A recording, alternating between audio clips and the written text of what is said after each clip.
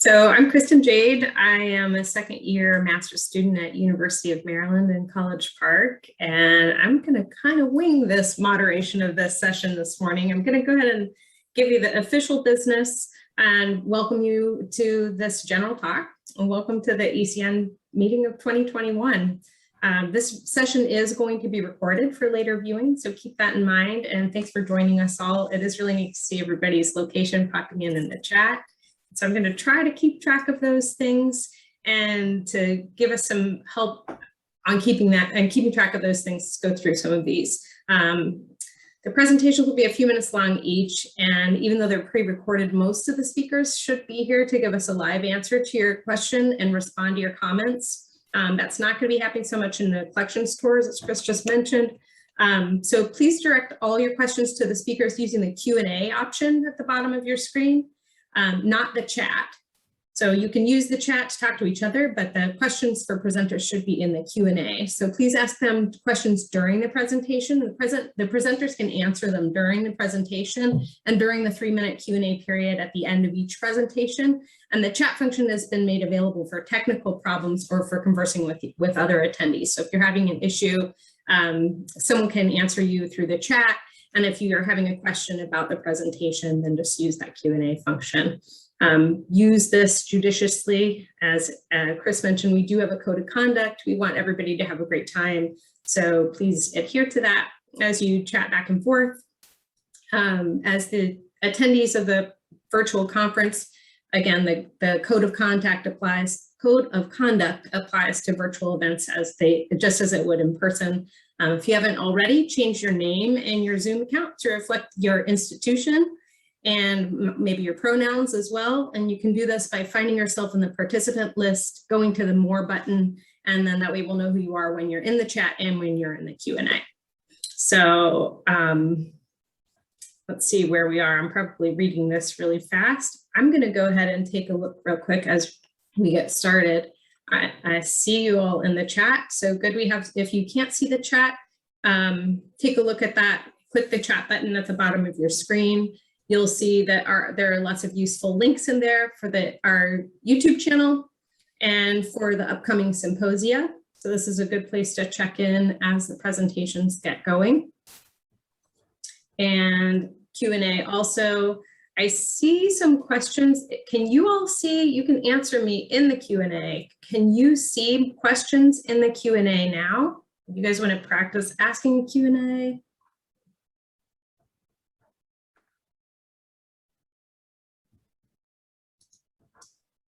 This one popping up. Okay, great. Thanks, Stephen.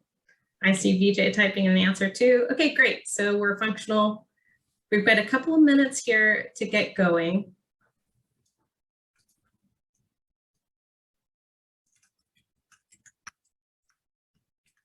It's nice to see everybody popping in the chat, but it's so hard just to see all of these pictures and names on the screen and not have a lot of interaction. So thanks for your patience with that. This is great.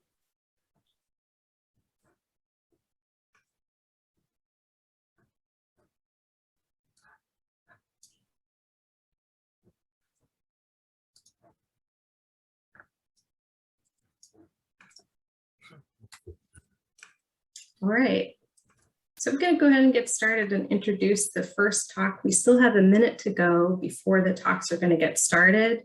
Our first talk is going to be advances in capturing and parsing label data from images using OCR and machine learning techniques. This will be presented by Peter Boyski from the Essig Museum of Entomology at UC Berkeley. This is going to be an exciting one. All right.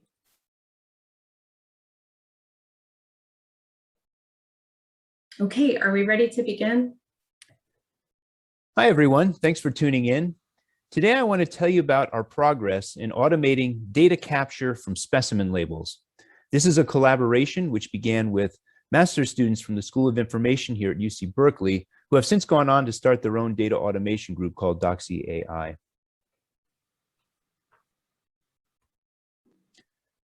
We all know the challenge, many millions of legacy specimens waiting to be digitized in maps. Of course, All new material should be digitized by the collector, who knows far more details about the specimens and the collecting events that produce them. So here we're talking about legacy data. In 2010, the 8 major arthropod collections in California launched the CalBug project funded by NSF's ADBC program. Here at the Essig Museum, we decided early on to photograph the specimens and their labels to make it easier to read small fonts and handwritten labels. Very quickly, it became clear that these images also provided easy access to verbatim records, making error checking and data verification very simple and straightforward. Now, I would love to say that from the very beginning that we took these beautiful images, but at first we were thinking of transcribing the labeled data ourselves and not serving these images to the world. So Vijay will talk more in a few minutes about the challenges in processing these earlier images. The best data we can hope for comes from trained museum technicians typing information directly into our database.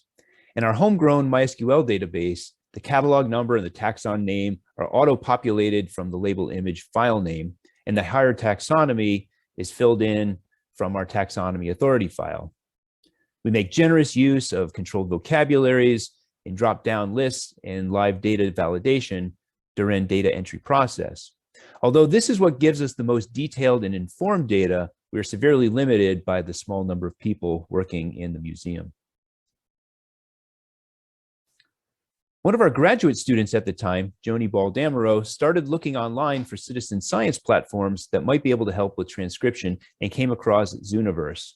She contacted them about starting a label transcription project, and through a collaboration with a few collections, Notes from Nature was born. This allowed us to crowdsource the transcription process and accelerate our digitization dramatically. As many of you probably are aware, Notes from Nature presents an image and users fill in prescribed data fields. We try to keep it simple and therefore do not collect as much information as our museum technicians would, but we can much more quickly process specimen records with the help of our citizen scientists.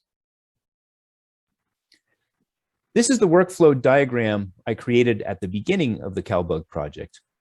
Under data capture, we had already established in-house databasing protocols and enlisted Notes from Nature for crowdsourcing. But we knew there had to be a way somehow to use OCR and what I called smart parsing to capture label data, especially from labels that included mostly machine type.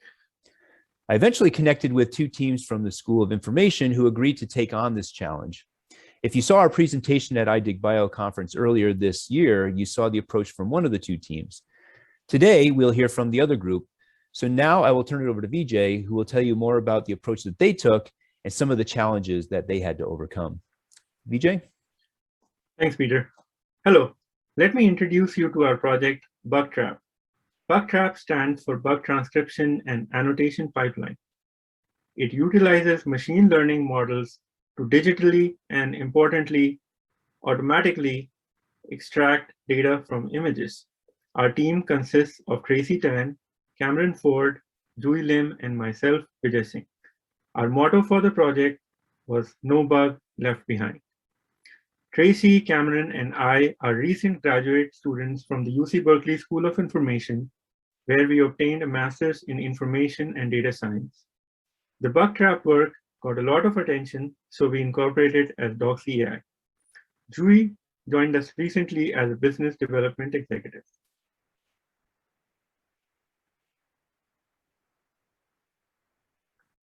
Our hope is that our technology will help automate transcription of images into database fields. We realize that there are millions of specimens awaiting transcription, and human annotation for all of them is not a feasible option. You can see in this slide how we aim to take the image on the left as an input and produce the labeled tabular data on the right as output. To develop BugTrap, we collaborated with Dr. Oberski, who provided us with thousands of images of insect specimens from the Essig collection. We used skills obtained through our coursework to come up with an approach to produce these transcriptions using elements of computer vision as well as natural language processing. I would like to note that for BugTrap, we are only focused on the text in the image, but we could also extract the actual specimen and do some sort of processing such as classification on it if needed. The key point is that our pipeline is flexible and can be customized. Let me first show you a demo of our product. This is a simple GUI that was developed to showcase the key innovation in the backend where the processing actually takes place. The user can select an image from the provided examples or upload an image of her own for processing. Once the user clicks on submit, the image is sent for processing and the results are displayed. You can see from the output on the right that various fields of interest in this image have been successfully identified. We also developed a batch version of this interface that processes a large number of such images in a zipped file, for example. The batch version is of more interest when we try to process the vast amount of images that need transcription, and the live version could be used for new samples as they are coming in to the labs and museums. Now, before going into the technical details of our solution, let's talk about the data analysis we performed, where we note some key challenges with these images. Images have various layouts. Some are square, others are rectangular. Some have text labels on one side only, and others have labels on both sides. These labels can have either typed or handwritten text. The sizes of the images and the boxes are different, and some have noise elements such as pins and rulers in them. Finally, some images are yellowed, smudged, or torn. Hopefully, this sounds familiar to many of you. Next, we will look at how we process these images. Here is a conceptual overview of our pipeline. Images are first fed into an object detection model that infers the location of the text boxes or labels in the image. We then crop down to the text box and send them into two parallel OCR tracks. On the top track, we perform line segmentation to extract individual lines of text in the image. We then pre-process each line independently and perform OCR using Tesseract. From there, we take the output of Tesseract and feed it into an error correction step informed by common errors we observed during testing and a scrape of the ECN database. In the bottom track, we bypass line segmentation, perform OCR on the full text box image, and similarly perform error correction on the output. The best output from these two tracks is then fed into a named entity recognition BERT model, and the entities are then used to fill the database fields that we are transcribing to. I will describe this crucial step in more detail later. Finally, the output from this is written to disk in JSON format. Now that we've covered the conceptual sequence of events, we'll dive into the technical architecture of the live service demo you saw. Here is a high-level overview of our processing pipeline. The blue and green rectangles above are Docker containers, and the lines connecting them are RabbitMQ queues that facilitate asynchronous communication between the different components. On the bottom, you see the orchestrator, which is responsible for starting images through the pipeline, passing images from component to component, rate limiting the number of messages in flight to avoid flooding the queues, and finally, writing the ultimate output of the pipeline to disk. The three blue boxes along the top are the three different components of our architecture, namely the text box object detection model, the Tesseract-enabled OCR model, and the NER and database filling model. Each one of these components can be scaled independently of one another, allowing us to parallelize work and maximize throughput, and this has been developed to be deployed in the cloud if needed. Next slide. Our text box detection model localizes the images down to the individual text boxes with a machine-learned object detection model. The obvious advantage to cropping the image down to the text box is that the information in the image is limited to what OCR should transcribe for us. Less noise yields a better transcription. Also, contextual grouping of information helps the NLP task later in the pipeline. This approach also allows us to independently deskew or deslant each one of these text boxes.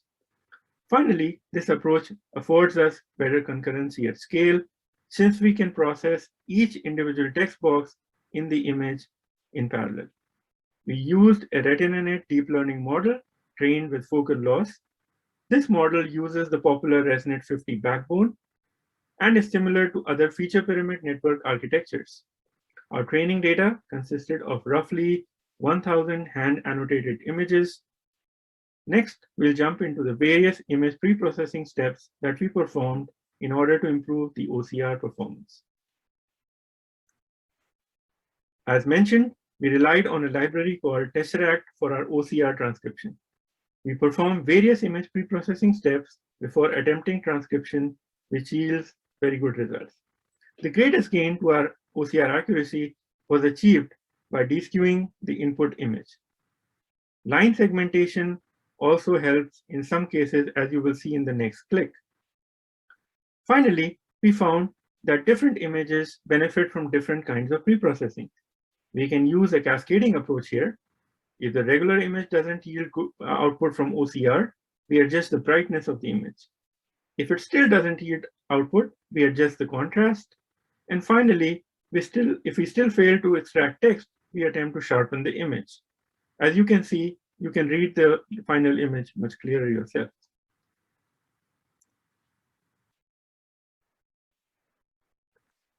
Now that we have output text from our image processing, we need to build the bridge to the database fields.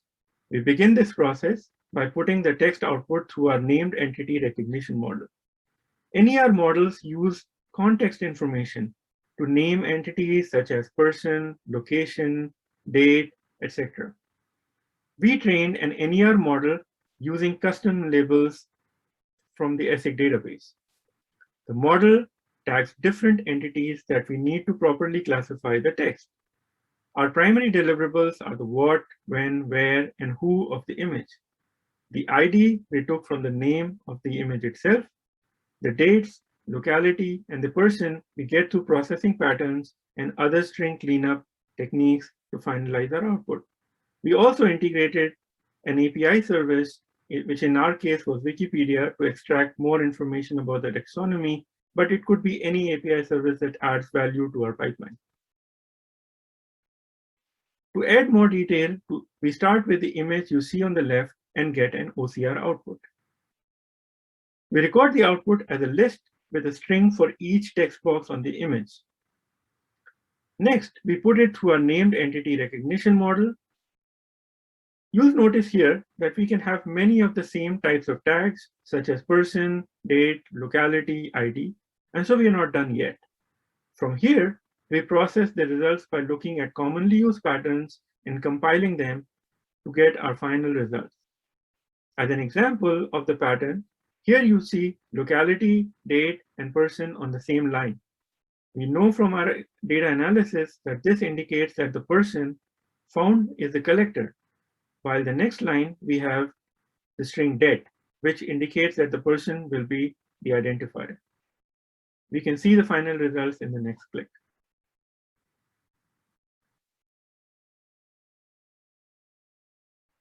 To show that our approach has some generalization, we obtained some sample images from Ms. Erica Tucker, entomologist and previously employed at the University of Michigan. I should note that such images did not constitute a large part of our training data, but the pipeline was able to do a decent job at extracting the data. We are confident that with more representative training, we can achieve much better results. Finally, I would like to cover some limitations of our approach. To start with, a sufficient quantity of representative annotated training data is needed to get the best results possible. Besides this, we mainly struggle where writing is highly cursive and hard to read, or where parts of the images are occluded. You can see some of those examples here in this slide. To close our presentation, I'll hand it back to Peter, who will give his closing remarks. Thanks, VJ. So one of the things we did was we adopted some conventions that included using the catalog number and the taxon name in the file name. So that made it easier to extract those two pieces of information, and overlaying the taxon name in the image. Most insect specimens do not have determination labels, so even though our standard loan agreement asks taxonomists to add a det label to every specimen, they often do not. So we saw adding the taxon name is critical. We also settled on an imaging workbox design where the labels are laid flat and are always in the same location in the image. So this would help with downstream automation, like segmenting the image, all those sort of issues that VJ was just talking about. So in closing, we'd like to thank you for tuning in and giving us your time. And the Bug Trap team poured themselves into this project, and it's been all of our pleasure to have this time to present this work to you and all that they've accomplished. And so with that, we're happy to answer questions. Thank you. I'd like to thank on behalf of the Bug Trap team, and also to thank Professor Brisky for giving us the opportunity to work on this very important piece of project, this important project with him. Thank you.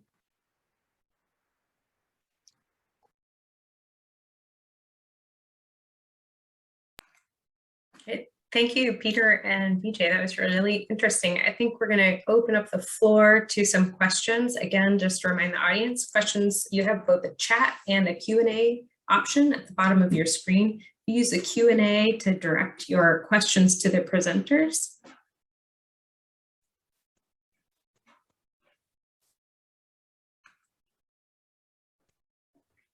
I have a question for you as we're getting started.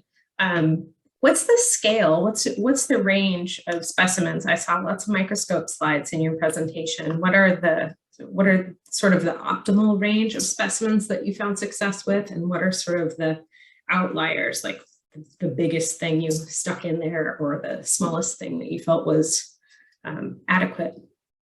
Yeah, that's a good question. And really for the OCR, it comes down to kind of the number of pixels per character. So if the letters are just too small, then whatever OCR you're using is not going to be able to pick up those characters very well. So it really doesn't matter the size of the label. It matters the size of the image that you create, and so that you have a certain minimal number of pixels. One number I've heard is at least 20 pixels tall for, say, a small letter O. So we threw a lot of things at this, including microscope slides and all kinds of other things. I think what's most important, and VJ went over a lot of this, is that we need to make it easier to find the text in these images and have them nice and regular, because they went through a lot of correction ahead of time to pre-process those. But that really helped a lot.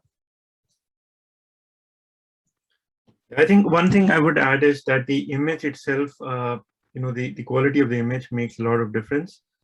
So for example, JPEG images, they tend to do very heavy compression and lose a lot of key pixel data that's important for the OCR.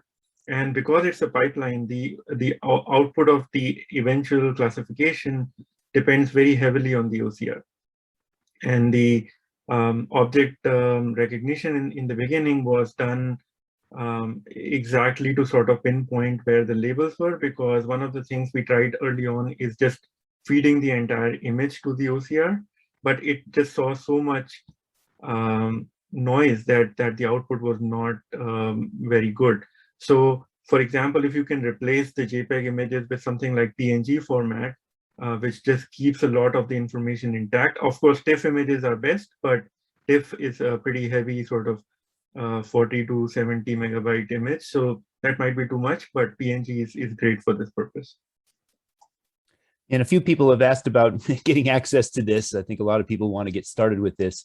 Right now, it is not publicly available. We're working on various ways to make it available. It's still kind of refining a little bit, but you can get in touch with VJ directly as well to find out more about applying this to your own group.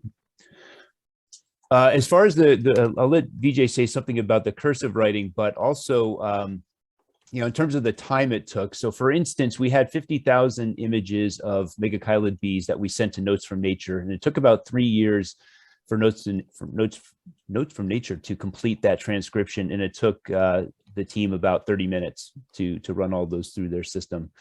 So it's an amazing savings of time.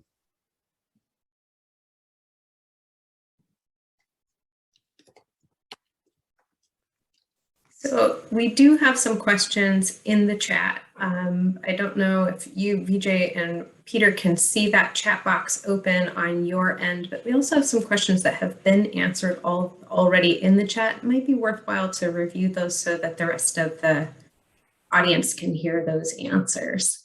There's one from Nicole Fisher. Hi, Peter and team. Apologize if we missed this bit. Is the OCR available? Okay, got that one. We've got some other questions popping in. Do you have an example of the time taken to digitize type labels using this technology versus the time taken to manually type the labels? See, VJ is typing an answer, but we do have some time if you want to address everyone. If I can speak to it, maybe what we heard from Dr. Obesky was that for people to do this sort of as a person, I think it was like 2 to 3 minutes per image. R can do it actually sub-seconds. So we could process up to I think it was like 3,000 samples in a matter of like a few seconds. So I mean, one of the things I kind of skipped is that depending on the amount of data that you have and your like requirements in terms of speed, we can move this to a more sort of stronger compute environment, which in today's world means GPUs. So if we run this on GPUs end to end, it's going to be a little bit more expensive, but it can churn it really fast. So the same thing could be done in like even sub-seconds for that amount of data, because these things run really fast. Right. And on the question about handwriting as well, handwriting is always a challenge for OCR. And part of what Vijay and his team did about cleaning up the images ahead of time to make it a little easier to read, that helps. But there are some OCR packages that work better than others. So the team used Tesseract because that's something that's freely available. It's open source, so you can integrate it more easily into a pipeline. But some of the others, like Google's Cloud Vision, has been very good at being able to pull out the cursive text, the handwritten text, but that costs money. And so, they were looking for a way to make this affordable to everybody. But there are other OCR packages out there, Abbey Reader and others. They all have different abilities to read some of these things. So the way they put this together, and I'll let Vijay jump back in here, is it's a little mix and match. You can plug different modules in that are special to your particular situation. Yeah, I think thanks, Peter. I think that's exactly right. So one of the things we have done since so this was our capstone project actually when we were mid students, but since then we have integrated some of the better OCR engines out there into the same pipeline. I think the key, as Peter said, is keeping the cost down. So these cloud API, these cloud services for OCR, they tend to charge you per API hit, right? So if you have an image and you have, let's say, 5 labels and you break them down into 3 lines each, now you have 15 different lines. And the key is to send all of this together as one image, but still have some sort of disambiguation built in, so that when the results come back, you are able to tell, which line represents what output. And so we have built that technology since then. So the per API cost is really not that much. It starts creeping up when you have to hit the API many times per image. So yeah, now we get actually very good results even with handwriting and cursive, unless it's kind of as bad as mine, which is kind of hard to read. But yeah, most of it we can read pretty good. And Guy has a really important question about error rates. So we haven't done that analysis yet. One of the biggest challenges is these insect labels are highly abbreviated. And so it's really difficult to even know, even if you get the text exactly correct, what are some of these locations. And so one of the things we tried doing is just feeding this text directly into something like geolocate, see how many places it can find. and not great just because some of these things are so highly abbreviated and so idiosyncratic in the way we do our abbreviations. So for me, I take another step once I get these results and I run them through open, refine, and then clean up all these locations and kind of normalize them a bit and fill in some of the abbreviations. So it's a little harder right now to get to an error rate, but that is something that we're working on, and we will report back on that. Yeah, I think one thing I would add to that, Peter, is that as part of the capstone, we started, so what we do is typically as data scientists is we segment the data set initially into a training set and a test set. And basically the dictum there is that you don't look at the test set ever. You just run them through the models and see, what kind of transcriptions you're getting. And you do all the training and the development only using the training set. And roughly you go with like either a 70-30 split or an 80-20 split. So what we did was we had these 400 labels that we had set aside, which represented our test set, and we never exposed that to our training process. And when we started the project, we had like really poor accuracy. If you're talking like all the way to the end, right? Between like 50 to 60%. But at the end, using all these methods, we were able to push it upwards of 80%. And that was when we did not have the handwriting OCR built into this.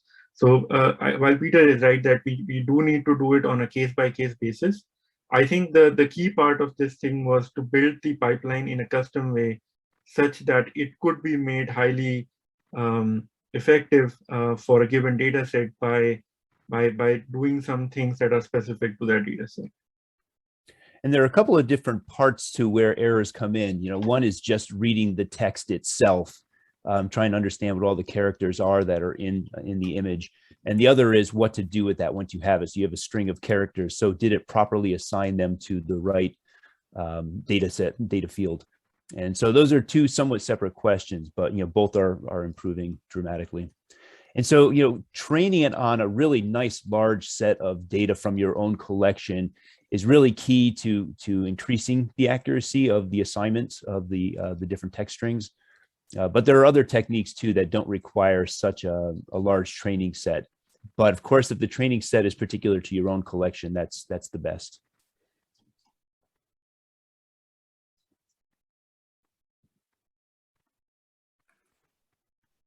Well, thanks, guys. It looks like you've answered lots of questions. Is there anything else that any last words, anything else you'd like us to know, or any question you hoped had been asked?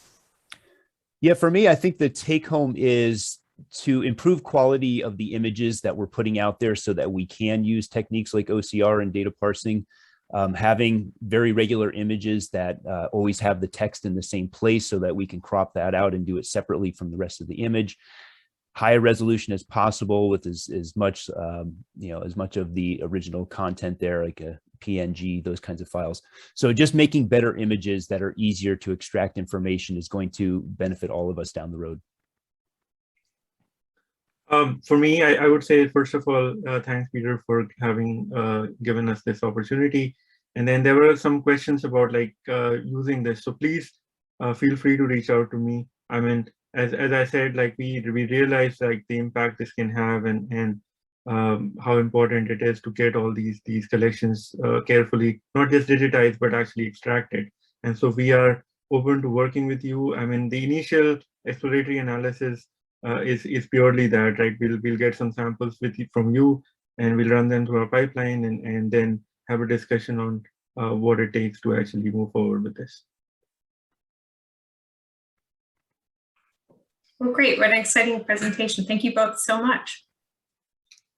Thank you.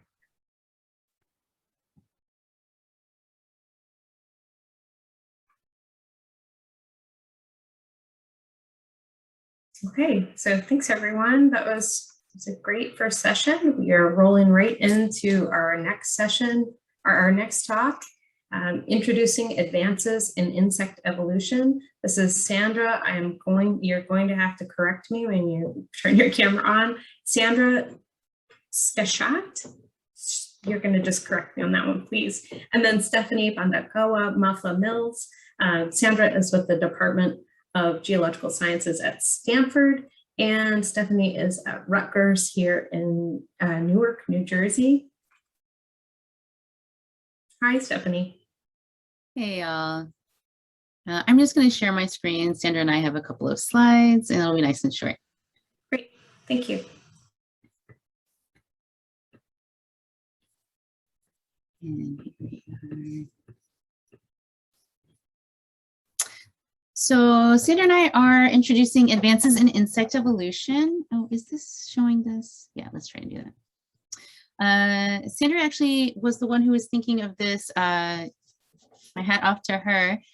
She was thinking of how we can kind of harness what has happened in the pandemic.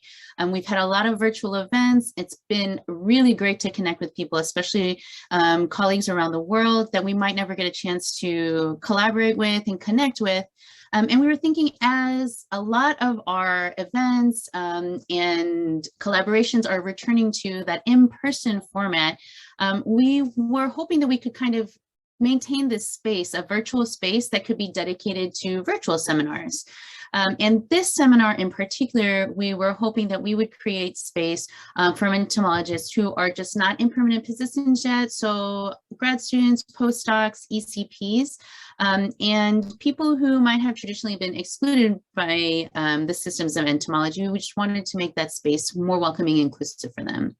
So we wanted to aim to give our speakers a platform to share their research and demonstrate the value of entomological research to a broader community. As a lot of people know, with a lot of our virtual seminars at your institutions, universities, colleges, it hasn't actually just been students, faculty, and entomologists who have hopped in. Sometimes we have citizens and friends from the community at large that have been able to participate, and that's kind of what we are hoping we will be able to do with advances in insect evolution. So how it works is we have a website up and running. ECN has been so wonderful and supportive, and they're hosting it. So you can join the mailing list to make sure you get the announcements and stay in the loop. You can nominate yourself or another colleague to give a talk, and we are planning to launch right at the turn of the new year. We're hoping 2020 is our year. It's going to be better. And we're looking right now at like a monthly or bi-weekly schedule, just depending on how many nominations we get. We know there's a lot of people who have been really trying to do their best work during the pandemic, and we hope this will be a safe and inclusive space for them. And so I'll let Sandra take over. Great, thank you so much. And so I have the honor of presenting our inaugural speakers. I just wanted to clarify, we do not yet have a date and time set because we have people from different time zones, different continents who we're talking to and we want to include. So we are not going to be telling you the exact days and times, but we have confirmed 4 really great speakers who will be our first set of speakers. And so we just wanted to present them to you right now. So first is Miles Zhang, who is going to be talking about museomics and tiny wasps, an update on phylogenetic projects at the USNM Hymenoptera unit. We also have Antonio Gomez, who is going to talk about location, sperm fate and function in the FRTs of Adephagon beetles. We will also have our very own Salka Tua, who will present on a survey of Pacific Island Odonata. And then lastly, of our first 4 speakers who we have scheduled, Lily Jennifer Huron, who will talk about investigations on neotropical broad-nosed weevils. So as you can see, we have really great people who are going to be in our first set of speakers. And as Salka Tua said, you should definitely nominate yourself, nominate your colleagues to also give presentations in our series.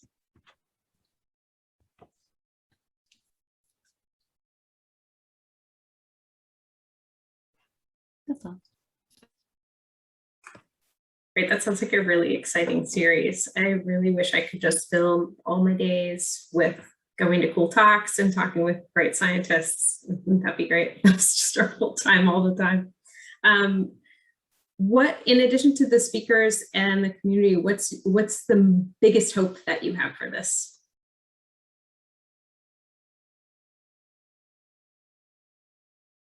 Go ahead, Sandra. I didn't know which one of us should answer first.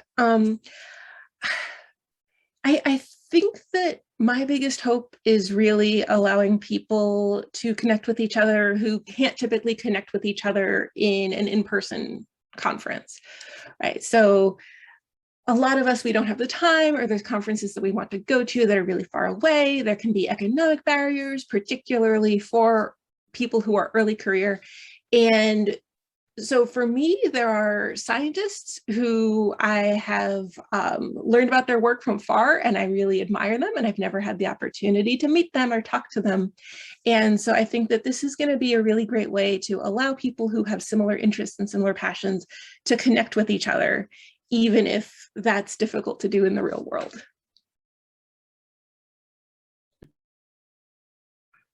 That sounds great. That has been my favorite part, I guess. If there's a favorite in all of what's been going on in the last couple of years, it is really nice to be sort of equalized in these boxes all together in our own homes. Do you prefer Salkatua?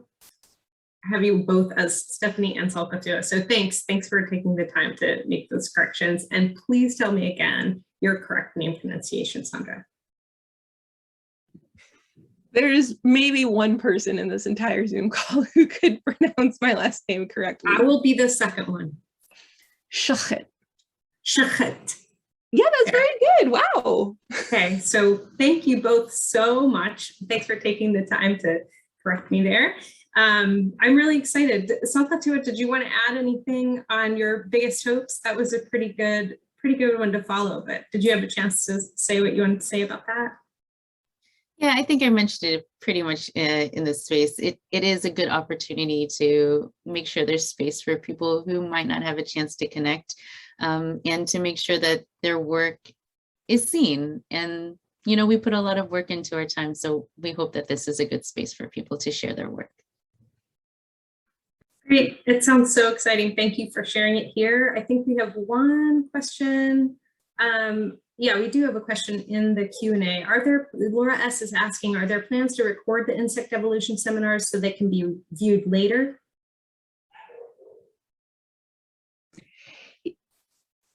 Yeah, so ECN luckily also has a YouTube channel, which I think a lot of people are aware of. And so our plan is to make the talks available, partly for that reason, that there's not going to be a time zone that works for absolutely everyone, and partly so that people who might not be on our mailing list will have the opportunity to find out about those talks and watch them later. That was another thing that we had in mind when coming up with this series, right, is that we do a great job of talking to each other, but I think that there's people in other disciplines who would really benefit from learning about our research. So yes, they definitely will be made available online, and we're just going to leave it up to each speaker how long they want their talk to be archived on YouTube. Great.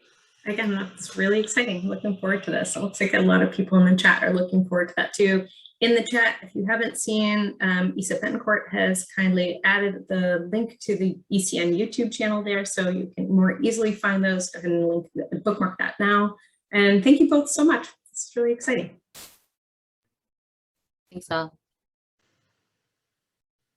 And moving along with our schedule today, our next speaker is Nicole Gunter from the Cleveland Museum of Natural History. Her talk is on building an insect photogrammetry setup, what worked and what didn't. Digitization of museum specimens has become increasingly important. As technology advances, our digital assets expand and their utility is enhanced. Specimen imaging has evolved from line drawings to photographs, further improved by focus stacking techniques. These days, we're even able to generate impressive 3D models from museum specimens. I've learned so much about digitization during the annual ECN conferences that I wanted to share some of our experiences designing a photogrammetry rig. This design has worked for us, and I hope it gives you some ideas too. Generally speaking, there are 3 ways 3D models are created: through photogrammetry, structured light scanners, and computer tomography. You can check out examples of each of these on Sketchfab. Each method has pros and cons, is variably affordable, portable, or suitable to specific project needs. For example, CMNH has an Architect Spider scanner, a high-resolution structured light scanner that we use to scan many specimens. However, it doesn't handle the smallest objects or reflective and transparent surfaces well, making it unsuitable for insects. Specimen size is no limit to photogrammetry, and it can be used to generate highly accurate and realistic models through alignment of multiple overlapping images. It's excellent at capturing color, texture, and the shape of objects, and when combined with focus stacking, can generate incredibly sharp models of even the smallest insect. Models can be manipulated and analyzed and are accurate enough to take digital measurements from. Photogrammetry is generally more affordable and portable than structured light or CT scanning. There have been some fantastic papers published on museum photogrammetry. I've highlighted just a few here, including Zoosphere, Scant, Disc3D, and the system developed at the Australian National Insect Collection. If you're interested in learning more or getting some ideas about other groups' design, check them out. The generalized workflow for photogrammetry is simple. Specimens are imaged, images are processed, and aligned to create the model, which is finally published. I'm presenting our approach to photogrammetry, and this workflow is not intended to be a better, more cost-effective, or faster solution to what's already out there. We're just really pleased with our 3D models, and they serve our intended purposes, so I wanted to share them. My research focuses on Australian dung beetles and is grounded in systematics. Australia, like many hyperdiverse countries, has a large number of undescribed species awaiting description. However, many of these types are located at overseas institutions, creating a hurdle for taxonomic revision. Some museums don't loan types, and international travel may not be possible due to funding or other personal or exceptional circumstances, including a pandemic.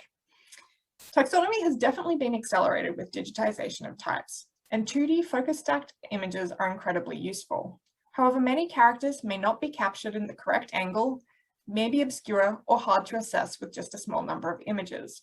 It's my hope that these 3D models of these types may provide a semi-realistic experience as if the viewer is manipulating the specimen themselves under a microscope. Our design is leveraged from our existing knowledge of specimen imaging and resources at hand. We've been using focus stacking methods for the past decade and have a stack shot system, Canon camera, lenses, and associated computing equipment already in the lab. I want to give a quick shout out to my co-author, Rick Worley. He's a long-time volunteer of ours in our lab and is an incredibly useful asset. His interest in photography brought him to our lab, but he's also an IT whiz and an engineer. He is the brains behind this photogrammetry setup in our lab, so full credit goes to him. He knows the ins and outs of this system, and I'm sure there are many questions that will be asked today that I'm not going to be able to answer. Our setup is built around the Cognisys StackShot 3X Deluxe kit that includes a programmable controller, macro rail, rotary turntable, and rotating arm. You can find out more on their website. This kit forms the mechanics of the systems, and we built a benchtop rig to connect the pieces. First up, the camera is mounted to the macro rail, which is then mounted to the Rat Rig V slider rail. This rail allows us to quickly reposition the camera as needed.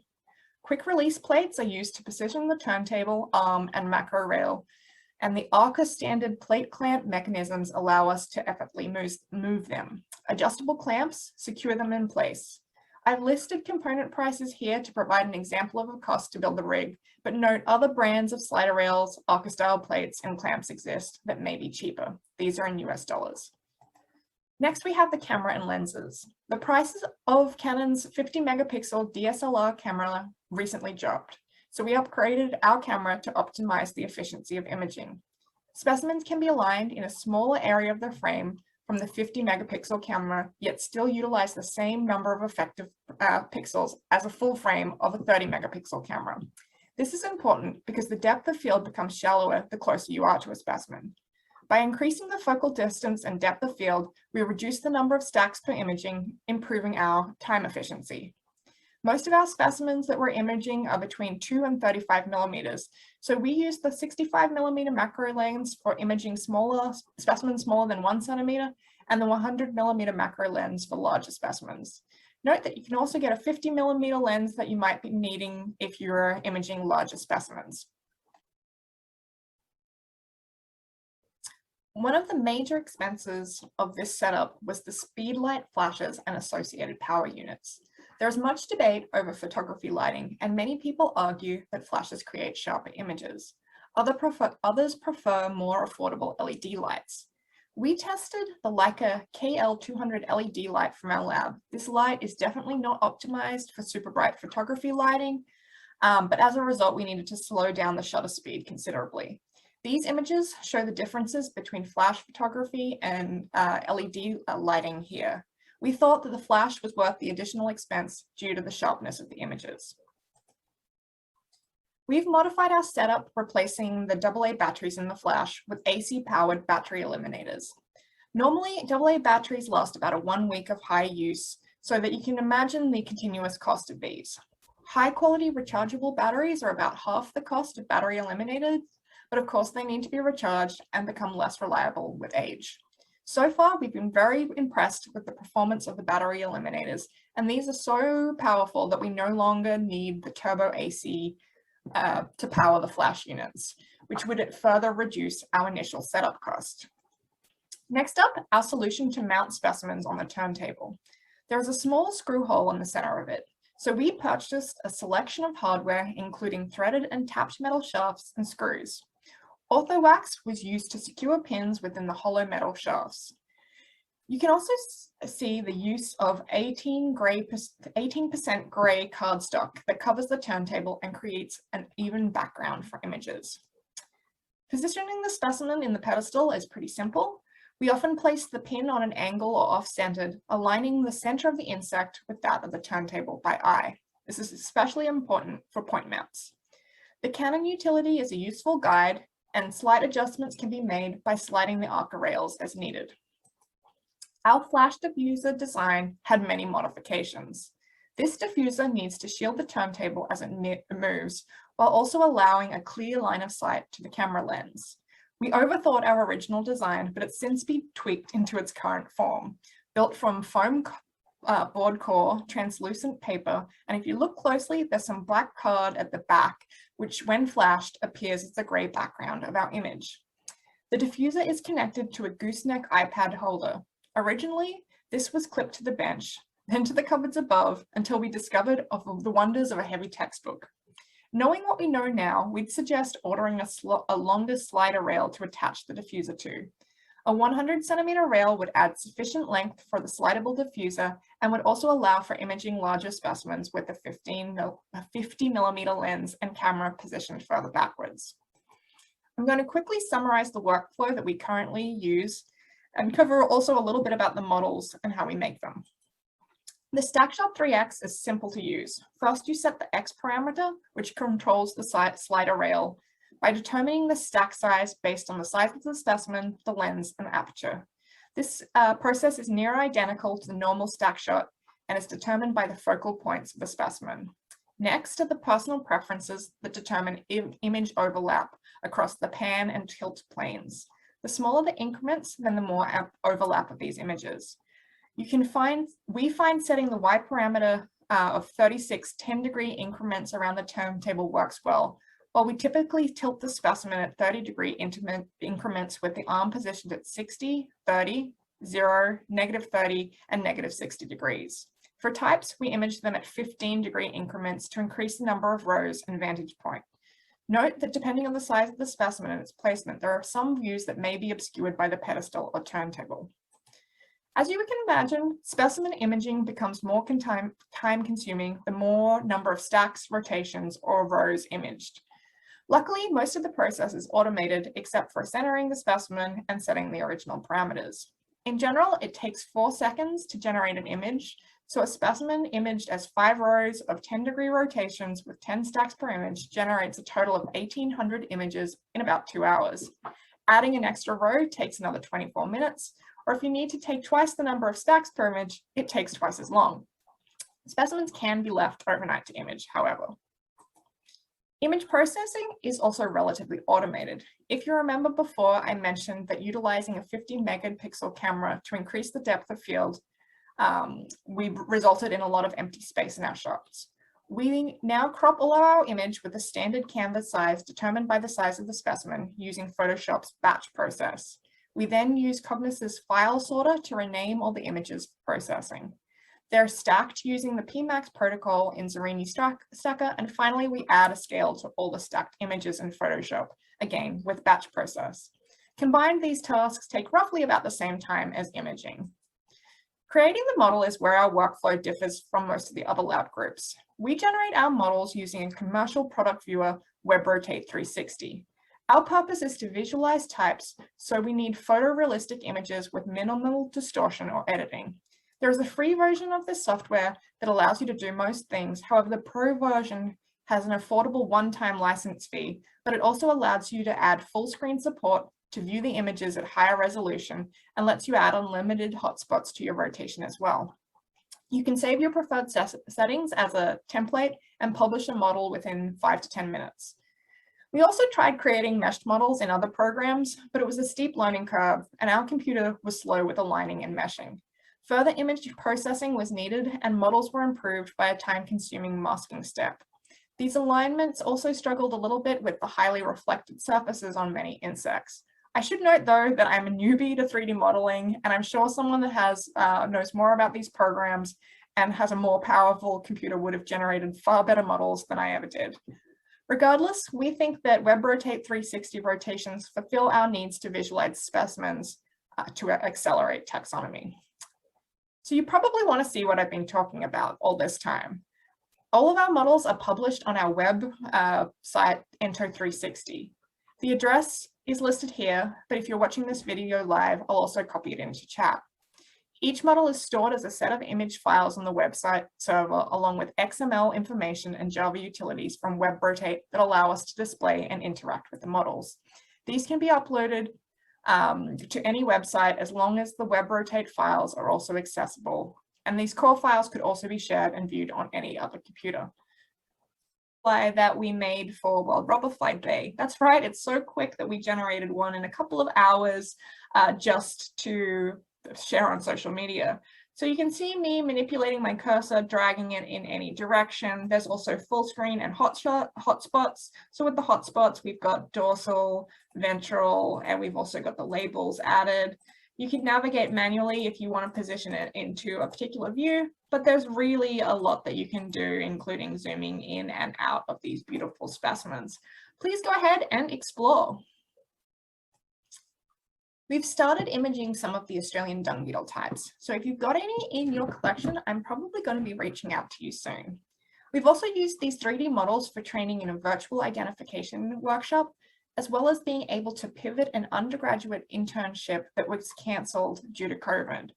Instead, we converted it into virtual taxonomic training. I super want to give a shout out to Rachel Glenn, who is now pursuing her master's at the Northern Arizona University. She excelled at coding characters from these dung beetle models. Overall, our system works well for our needs. We've created 3D models from tiny parasitoid wasps to larger Magicicada, and also a whole lot of other dung beetles.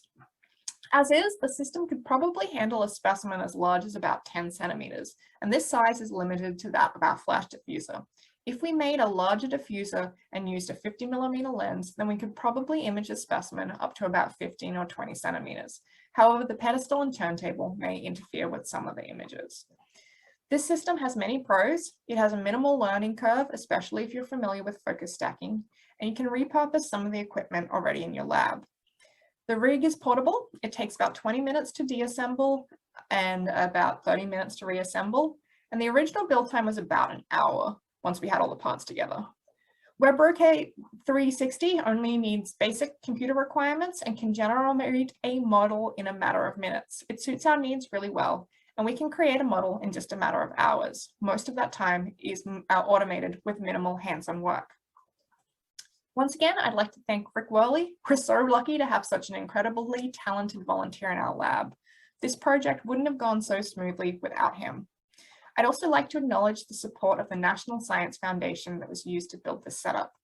If you have any questions, I can try to answer them, but chances are I may defer them to Rick. Thank you.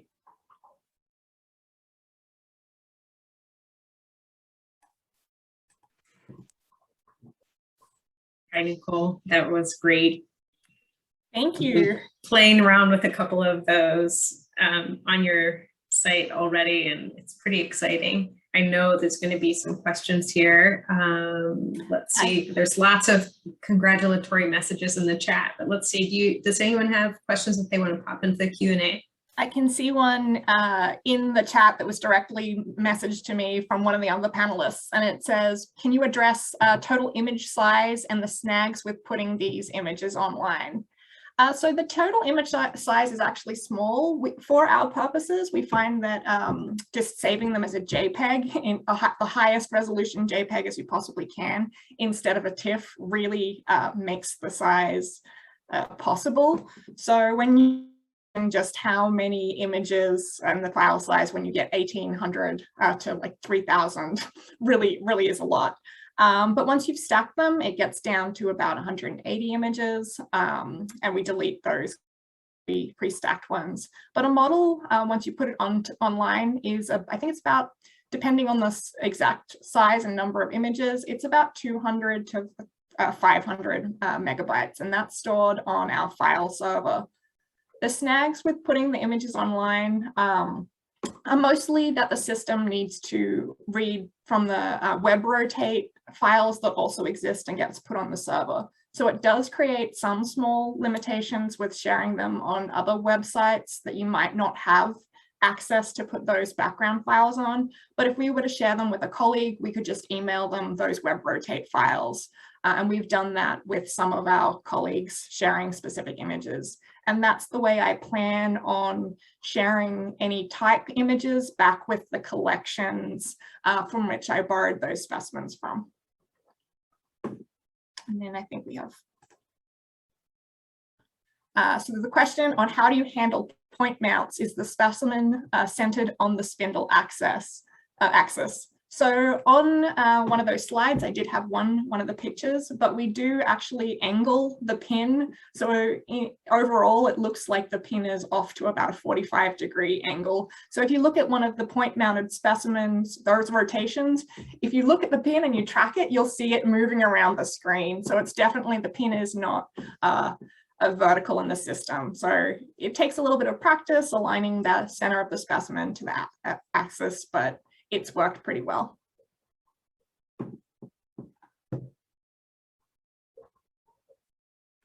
Great, thank you so much. I think we are moving along in our schedule here. Thank you, Nicole, that was really exciting.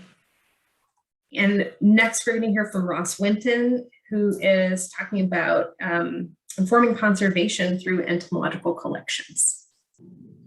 Good morning, ECN. My name is Ross Winton. I'm the invertebrate biologist with Texas Parks and Wildlife based out of Austin, Texas.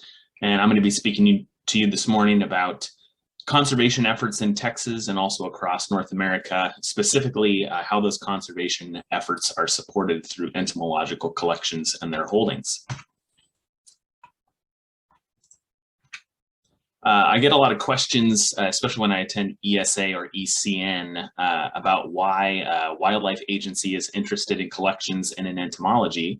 In Texas Parks and Wildlife, like many other state wildlife agencies in the United States and its territories, are mandated or given the mission of managing all wildlife in the state of Texas for Texas Parks and Wildlife, and also across taxa, depending on their authority, in other states, including plants in many locations and plant communities. Specifically at Texas Parks and Wildlife and in the invertebrate biology program, I'm responsible for the management and conservation of all native Texas species of invertebrate. So this is the terrestrial and the aquatic species, but it does exclude the marine species. And it's just a fair bit under 400 species total of invertebrate that are on our conservation priority list. And I'm the only biologist that specializes in invertebrates with Texas Parks and Wildlife. So I'm kind of a one-man show responsible for all these species. So when they say everything's bigger in Texas, that's definitely true, except for the budgets and the staff to handle invertebrates at Texas Parks and Wildlife. So we developed these kind of priority lists that I mentioned of species through a process called our State Wildlife Action Plan. So we develop these plans, and each state and territory also develops these plans. And they were originally created just a little bit under 20 years ago because of a process through the state and tribal wildlife grant program. So new legislation was passed that provided funding opportunities for states and tribes and territories to manage their wildlife species in their states. And a part of these state wildlife action plans, they had to designate what are called SGCNs, or species of greatest conservation need. And these are just one of the 8 components of those state wildlife action plans. And as I said, all of these SGCN lists are tied to those state wildlife grant funding and would potentially be tied to future funding through an opportunity called Recovering America's Wildlife Act that I'll touch on shortly. So when we designate these SGCNs, in Texas, we do this through the NatureServe methodology, which basically looks at rarity, threats, and trends. And this is very similar to the IUCN methodology, if you're familiar with that. And basically, we're looking at what's going on with these species, how rare they are, what threats they might be facing, and any population trends that they might have. And once we're done, we can actually rank out these species on a scale of 1 to 5. So it's an S rank or an S1 through S5 for a species that's assessed at the state level, so the populations within that state, and then the global level, which would be a G1 to a G3, which is looking at the species population as a whole. And we kind of do these. In general, our SGCNs are established from an S1 to an S3, but it can be narrowed within those ranks. We tend to try and focus on those because that tends to be the vulnerable all the way to the critically imperiled species when looking at the NatureServe strategy. And then this just gives you a breakdown of what we examine within the rarity, threats, and trends of these SGCN species as we evaluate them for our conservation priority lists.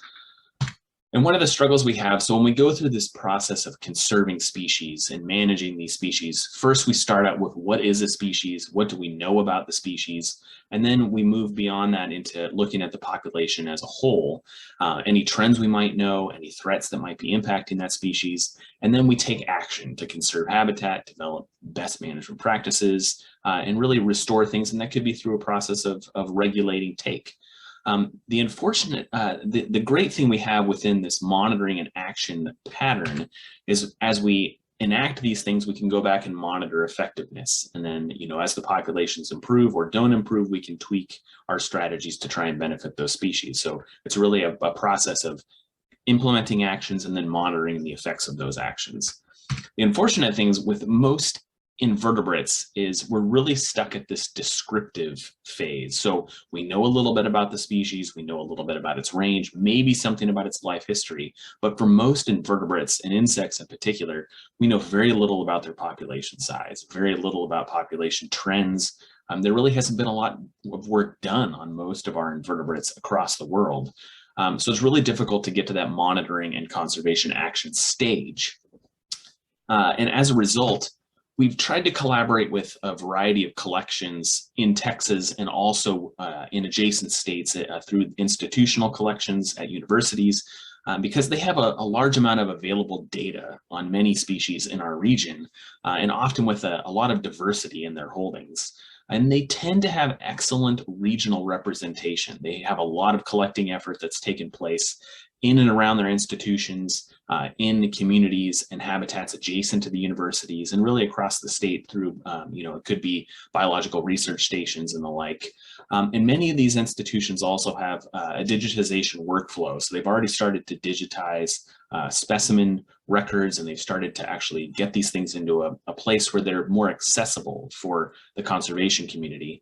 And they have expert faculty and those that are affiliated with their institutions that can assist us in identifying conservation targets. They can assist us in assessing these species. And really, they can be the future repositories of material that's collected through future survey and monitoring efforts in Texas and also beyond.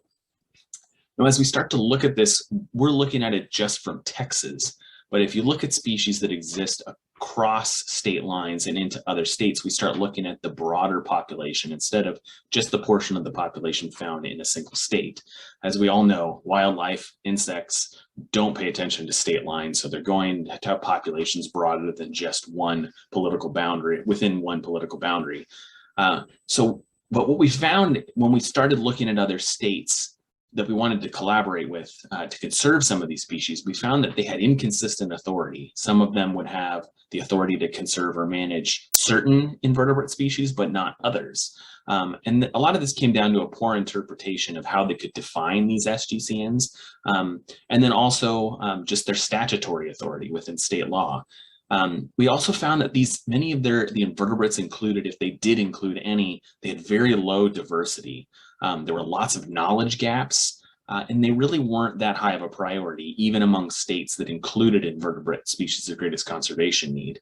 They developed a strategy to try and look at these regional SGCNs or RSGCNs in a collaborative fashion to kind of share funding, to share priorities, so they could really try to be more effective in implementing conservation actions.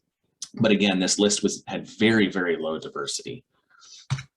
And as we're trying to look for these states to collaborate with and look at future opportunities to conserve invertebrates and also involve collections and their data and future potential survey and monitoring efforts across the US, we decided to survey all 50 states and territories to try and get a feel for, what their authority is over invertebrates and what species they actually included as SGCNs. So we looked at that authority for terrestrial and aquatic species, and also inclusion of terrestrial and aquatic species in their SGCN lists. And at the end of the survey, we found that 40 states did have authority over terrestrial invertebrates, and 7 had limited authority. So those states that had the limited authority, it was usually they didn't have authority over insects, but they did over terrestrial gastropods. So some states had very limited focuses when it came to their statutory law, how things were written in code. And a lot of the SGCN lists were kind of, they used very flawed interpretations of how they were supposed to define these SGCNs. And in some cases, they just didn't include them. You have some states, and I'm going to throw Montana out there, that in their state wildlife action plan, they said, we are not going to have any invertebrates on here because they're too hard. Diversity is just so high. We just don't have the expertise. We lack the data. And it's just a very daunting thought for many of these states to go from, 80 to 100 birds and then think about tens of thousands of invertebrate species. So we saw this kind of difference in interpretation and how they decided to approach invertebrates. And I'm discussing all of this because we have opportunities now, we have lots of opportunities into the future to fund a lot of great work involving collections and staff in collections that I really want you all to be aware of. So those SGCN lists, about 80% of the US states and territories are going to be revising their SGCN lists by 2025, and most of them will happen in 2025. So they're starting that process now to update those SGCN lists. So I'm encouraging as many entomologists and as many folks that are interested in future funding through conservation efforts to explore opportunities within your states, depending on their authority, to try and get access to some of this funding. And even those states that don't have the authority over some of maybe the species that you might have expertise in, or the collection holdings might not fit well, it's still good to approach them because many of them generated those lists within their authority when they should have generated those lists examining all of the wildlife that occur in the individual states. Some of the current funding opportunities that we have that we've actually been implementing in Texas to support collections, digitization, and curation support are our state wildlife grant program, where we receive funding and we've done that through an RFP process or even direct contract. And then there's a competitive suite that can involve multiple states. So multiple states can actually pool their resources together to work on much larger projects and get larger pots of money to do great work across borders. Now, I mentioned RAWA, or Recovering America's Wildlife Act, at the beginning of this talk. And that's a new piece of legislation that's going through Congress right now, and it's looking very promising that it could potentially pass. And this is basically funding that would designate funding annually. It's actually $1.8 billion that would be allocated annually to the states. And then this display here on the map is actually the distribution of those funds in the millions. So this kind of shows you the breakdown of how much each state will receive annually. And that's for all the non-game wildlife species. So those species that you don't hunt or fish for, and specifically those SGCNs. So in order for us as entomologists and those that support collections and taxonomists, we need to start figuring out ways that we can access some of those funds through involvement in the generation of these SGCN lists. And in Texas and other states that have broad authority over these species, that they've been used for taxonomic revisions, understanding populations, doing these conservation status assessments, field surveys, but also collections digitization. So that this is just another funding opportunity for a lot of you folks to consider.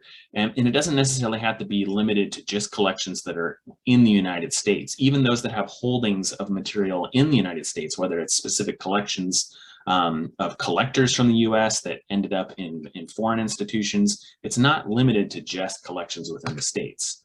And what we're trying to look at doing in the future is we want to approach the Association of Fish and Wildlife Agencies about developing a committee or working group that's specific to insects and invertebrates so that we can provide that expertise and feedback to these wildlife management agencies.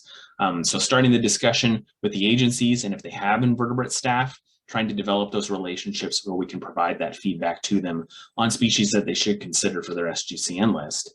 But then also engaging invertebrate specialists and organizations.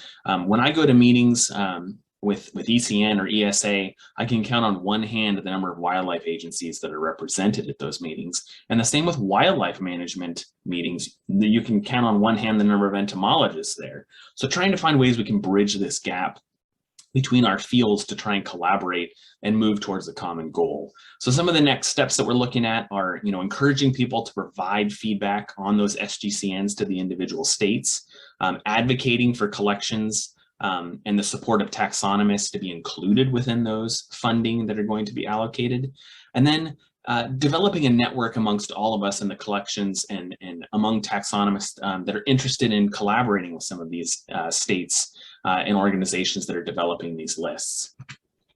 So within Texas, we're going to have a few RFPs coming up. We had some last year. We got some interest and we did fund some projects. We're specifically going to be looking at collections digitization and curation support within some of the smaller institutions that might not have as much support, don't have collection managers or curators. And it doesn't have to be Texas. If you have holdings of large amounts of Texas material, we're interested in talking to you. And also trying to do these species status assessments for some of these SGCNs we have currently. So if you're interested in seeing which species we have, get a hold of me and we can kind of discuss, maybe where some of your interests might lie and where we have some of that overlap so we can get help assessing some of these species. And really looking and trying to be strategic about how we can use those Recovering America Wildlife Act dollars in the future in collections and just collaboratively as a group of entomologists.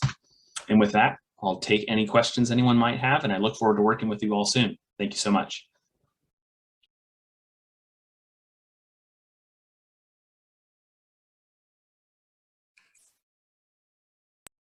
Great, thank you, Ross. I have seen some activity already in the Q&A and a little bit in the chat.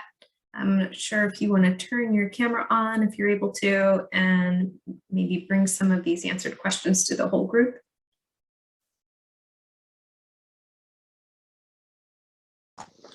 Hi. Yeah, hi. I see Guy was asking specifically about North Dakota, and I'm going to be publishing kind of a list of all the states and their authority over different invertebrate groups, just to kind of help. You saw from that kind of brief display, that map, it kind of shows the distribution of some of those states that tend to include insects or other invertebrates, so that you can kind of reach out and see, which states might be more amenable. But we're kind of having a national discussion with all the agencies collectively to try and encourage them to change some of their strategies on how they approach the inclusion of insects on their list, so that we can more broadly support these instead of, this piecemeal, working with individual states that have the authority, trying to get that focused more broadly as we've done with other groups. So yeah, the funding opportunities will be really interesting. And one thing I didn't mention, if you have an interest in any of the US territories, these grant opportunities will be match free. And they currently have no terrestrial invertebrates. They have no insects on any of their lists. So in Puerto Rico, the Virgin Islands, the Guam, the Marianas, they have none on their list currently. So if you want to provide feedback to those grant opportunities have no match requirements. So a really interesting loophole that could be very encouraging for lots of folks. There are a couple of questions in the Q&A tab. Chris Grinter is asking if there's any effort to make permitting process easier for research. He knows there's a few states that have prohibitive permitting processes. Can you talk about that? Well, Chris would know, being in California, that's probably the most process restrictive state that's out there. And their definitions and the way they interpret things relative to invertebrates seems to change almost on a monthly basis. But yeah, if we're working with the state agencies, it can make the process a lot easier. So folks that are interested in working in Texas, we've already had a lot of folks down, even in the last year and a half. You know, I'm happy to work with you guys on the permitting. In Texas, you don't need permits to collect invertebrates. So you don't need any of those permits to be in place. So it kind of opens a lot of those doors. But I'm happy to help you guys maneuver through those interpretations in other states and give you guys some point of contacts if folks are in different states to kind of make that easier. And there was a question on projects in the neotropics. So one of the things that we're trying to look at is, you know, supporting taxonomists when they're working on taxonomic revisions. If it includes groups that there are species within North America that include species that we might want to consider, I'm trying to look at them more broadly instead of, you know, just the species that are found in North America, especially as we're expanding some of the genetic work, trying to look at these questions more broadly instead of, oh, I'm only interested in the species in Texas, because no one really wants to do work like that. We're interested in bigger questions than that. So I'm trying to focus on that as well. But yeah, so Mike Caterino, South Carolina's list is short and nearly beetle-free.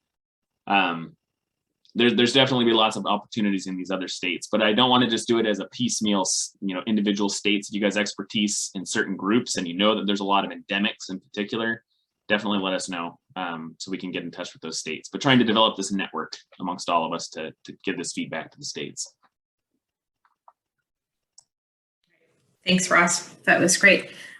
We are up for about a 9-minute break here, maybe a little less than 9 minutes at this point. So if everyone wants to grab something to drink or take a stretch, we will see you on the 15. That looks for me like 1:15, and I think that is 10:15 in California. So check your time zone calculator to switch that to your area, but it will be on the 15.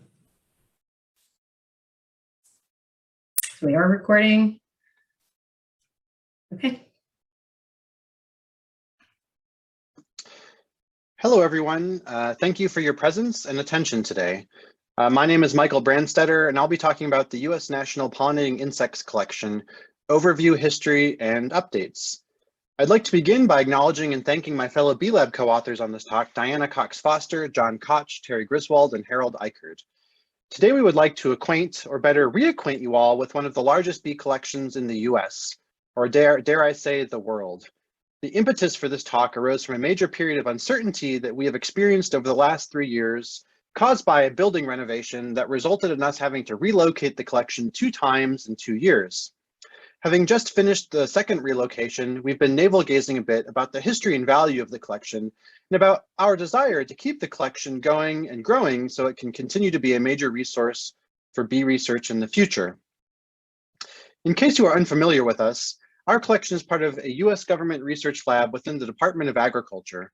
We are formally known as the Pollinating Insects Biology Management and Systematics Research Unit, but because that's a mouthful, we generally go by the Pollinating Insects Research Unit, or PIRU for short. We've also been known in the past as the Bee Biology and Systematics Research Lab. Our unit is located in Logan, Utah, in a picturesque valley adjacent to the Wasatch Mountains and is about 1.5 hours north of Salt Lake City. We are co-located on the Utah State University campus along with 2 other USDA research labs. Our unit consists of 6 research entomologists who are also adjunct faculty at USU. Each of us specializes in a different area of bee research, ranging from pollination biology to pathology to management and to systematics and conservation. The U.S. National Pollinating Insects Collection is just one component of our research facilities, and it is utilized most by Terry Griswold, John Koch, and myself. Terry focuses on bee surveys, identification, and taxonomy. John is a resident expert in all things bumblebee, and I am our bee molecular systematist. When thinking about the kinds of collections that are out there, one usually thinks about museum or university collections first. We are part of a third, perhaps less often considered category of collections, however, which is a government research collection. Some government collections are at museums like the Smithsonian's National Museum of Natural History, but many are like us, existing separate from a major museum or academic institution. Although it might be outdated, the paper shown here lists all active systematics collections within USDA ARS in 1998. There were 12 collections, including our own and the Smithsonian collection. As I will point out later, being a government research collection has some benefits, but also some unique challenges. I'll go over the history of the collection in a minute, but I would like to first provide an overview of our collection as it currently is, and in so doing, hopefully illustrate the value of the collection and why it is worth keeping around. The US Pollinating Insects Collection is, not surprisingly, a collection of pollinating insects. However, the vast majority of the specimens are bees. We estimate that the collection, composed of about 170 CaliCAD cabinets, currently holds about 2 million specimens, of which 90% are bees. The remaining specimens are mostly apoid, other apoid wasps, other aculeate wasps, and flies. As shown in the point map in the upper left, our collection has global coverage. However, the vast majority of the specimens and species are from the US, especially the Western US. For taxonomic coverage, we have really good coverage of all bee families, but there's particular emphasis in the bee family Megachilidae because this group includes many agriculturally important species, and also because several systematists in the lab, including Terry, have worked on the group for much of their careers. The collection has over 5,000 bee species represented and houses several hundred type specimens. I think one of the unique aspects of our collection is that we have engaged in numerous projects on federal lands, including national parks. And although we don't own all of these specimens, we are the main repository for this material for the foreseeable future. Over the last few decades, Terry and others have conducted projects on National Park, Bureau of Land Management, Department of Defense, US Fish and Wildlife Service, and US Forest Service lands. Within national parks, multi-year surveys have been conducted at Yosemite, Pinnacles, Carlsbad Caverns, Zion, and Grand Canyon National Parks. These projects have produced hundreds of thousands of specimens and have helped reveal just how diverse bees are in the desert southwest of the US. Another important feature of our collection is that we were early adopters of digitization efforts and efforts to make that data publicly accessible in online databases like GBIF. All samples since the 1990s have received barcode labels like the one shown here, and to date, more than half the specimens have been barcoded and digitized. The task is not yet complete, but our collection has been and continues to be a very useful source of publicly accessible records. The mission of the collection is similar to most others. We aim to facilitate collections-based research on pollinators however we can. To that end, we engage in a variety of activities and with a variety of stakeholders. Projects include specimen identification and taxonomy, surveys and monitoring efforts, molecular phylogenetics, my specialty, pollination biology and ecology, including databasing of host plant records, databasing and vouchering of specimens generally, genomics, including museomics, and outreach. In almost all cases, data and information are fully digitized and linked back to physical voucher specimens. In addition to countless research papers, many valuable products are supported by the collection.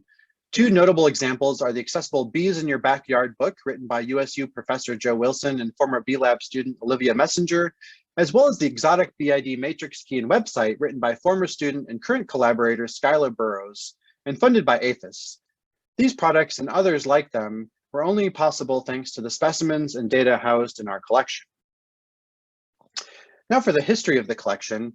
The founding and growth of the B-Lab collection is largely attributed to three people: Georgie Bohart, aka Ned Bohart, Frank Parker, and Terry Griswold. On the left are pictures of each of them, along with the years that they actively worked for USDA. The Logan B-Lab was founded in 1946 and started as a legume seed research laboratory. Ned Bohart was hired in 1947 and quickly founded the collection to support research on native bees and agricultural systems. Ned was one of the first people to promote the idea that non-social bees could be used in crop pollination, and he led research on the use of the alkali bee and the alfalfa leafcutter bee in seed production. Frank Parker became the lab head after Ned, and he continued his work and helped establish Osmia lignaria as another important solitary bee pollinator in the 70s. The desire to focus on solitary bees rather than the honeybee created the need for the collection to exist and grow. A major goal of the unit became to understand pollinator diversity in biology and to study the importance and management of wild bees in agricultural systems. It should also be pointed out that Bohart and Parker were very passionate collectors and both contributed material to the Bee Lab collection as well as to Utah State University after they retired.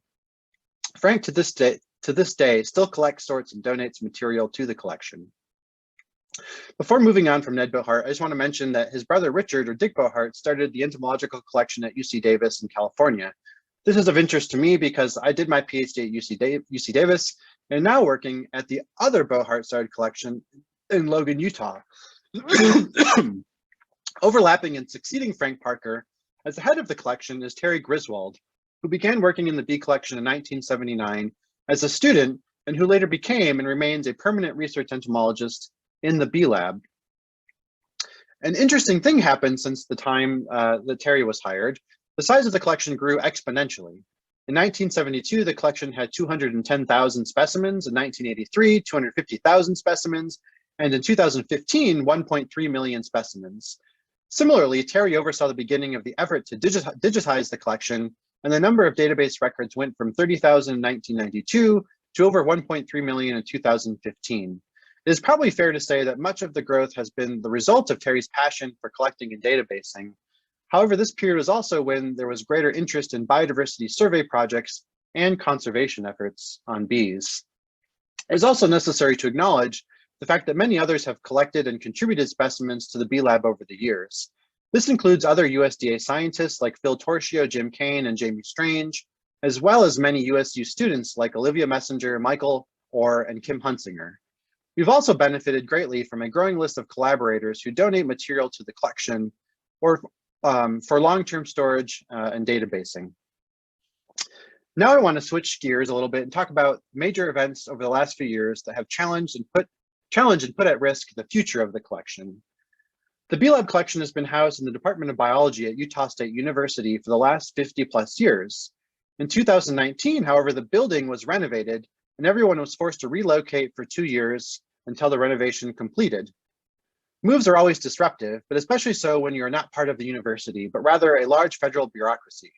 We actually didn't have any formal agreement with USU about the space that we had been occupying, and they consequently had no real obligation to help us find space either during or after the move.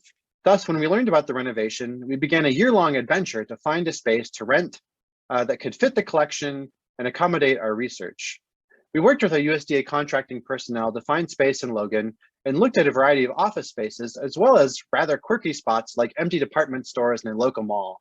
When this idea came up, we joked about how we could identify bees and then take a quick break to go have an Orange Julius and go shopping for underwear. At one point, we worried that we might have to leave Logan or split up the collection and disperse it amongst spaces here and there in other USDA research labs. Or one option was to put the collection into rented semi-trailers. Thankfully, things worked out, albeit at the absolute last minute. The night before the movers were scheduled to pick up the collection and take it somewhere, we secured a lease at a large manufacturing building at the edge of town that had been recently sold. While far from perfect, the space was large, safe, and affordable. Here are some pictures showing the original museum space in the lower left and its deconstruction in the upper parts of the slide. To prepare for the move, we had to move all 160+ cabinets out into the hallway of the biology building so that the movers could get to them. The lower right picture shows the manufacturing space that we moved into. The building was located at the edge of town, adjacent to open fields and cattle pastures. When we moved in, the space was completely empty, and this actually helped because we were able to move the cabinets into a staging area before organizing them into the main office space that we had actually rented. Here you can see the staging area from the side and from above, and the actual office space where we eventually worked. Here are a couple shots after the move of the temporary collection space. We affectionately called this area sort of Bee Lab West, since we had another building in the east part of Logan. Well, not fancy, the space was actually quite nice in that we had more floor space and could access the entire collection without compactors.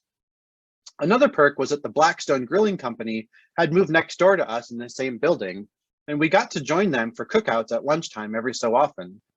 Although the space was off campus and had fewer visitors, we considered staying in the space permanently, We liked the size of the space, and when we first moved, we didn't know if we'd be able to find or lease a space in the biology department ever again for a variety of reasons. The department wanted us back, but as is often the case, space and money were limited. Fortunately, we worked things out and secured funding from USDA to help renovate a space in the unrenovated part of the biology building. We also secured a 50-year lease with the department. After a lot of back and forth with USDA personnel and an architect, renovations to our new space occurred this last summer and were completed just before our lease for the temporary space ended on October 1st. These pictures show the repacking and move of our collection from the temporary space a few months ago. Before moving, we're actually very unsure about the new space and the time it would take to do the renovation. This picture shows the space at the beginning of the renovation, and as you can see, it was essentially a deep, dark dungeon in the basement. Thankfully, things did progress and the renovations went well, and the space has really turned into a not so bad workable area that will be a good place for the collection. This slide shows the biology building and the space post-renovation with the compactors going in. Here's a picture of the space a few days after the move.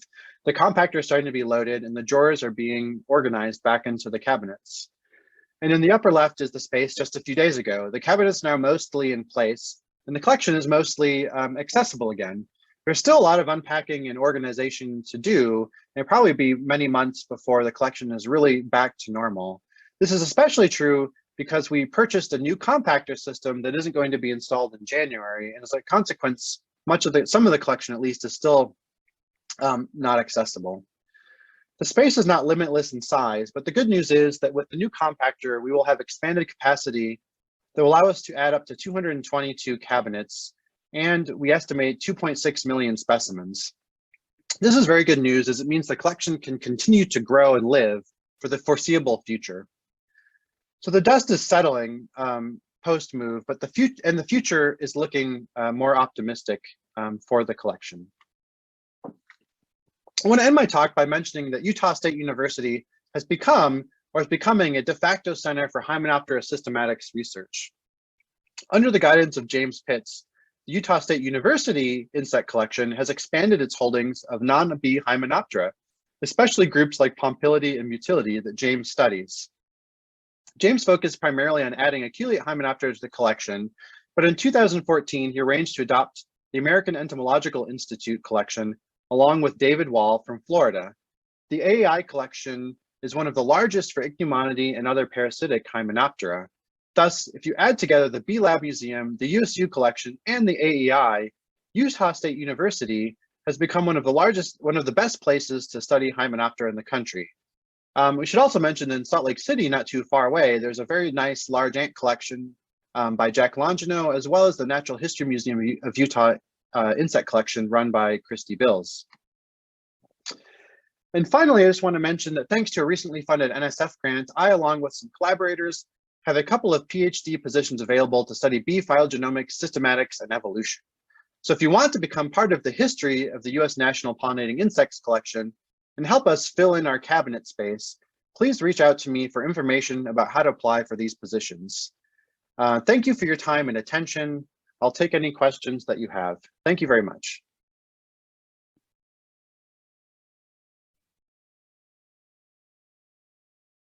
Wow, I think Lauren said it in the chat. I'm also glad that this has a happy ending to the story, or maybe a happy beginning, but it sounds like a pretty stressful transition.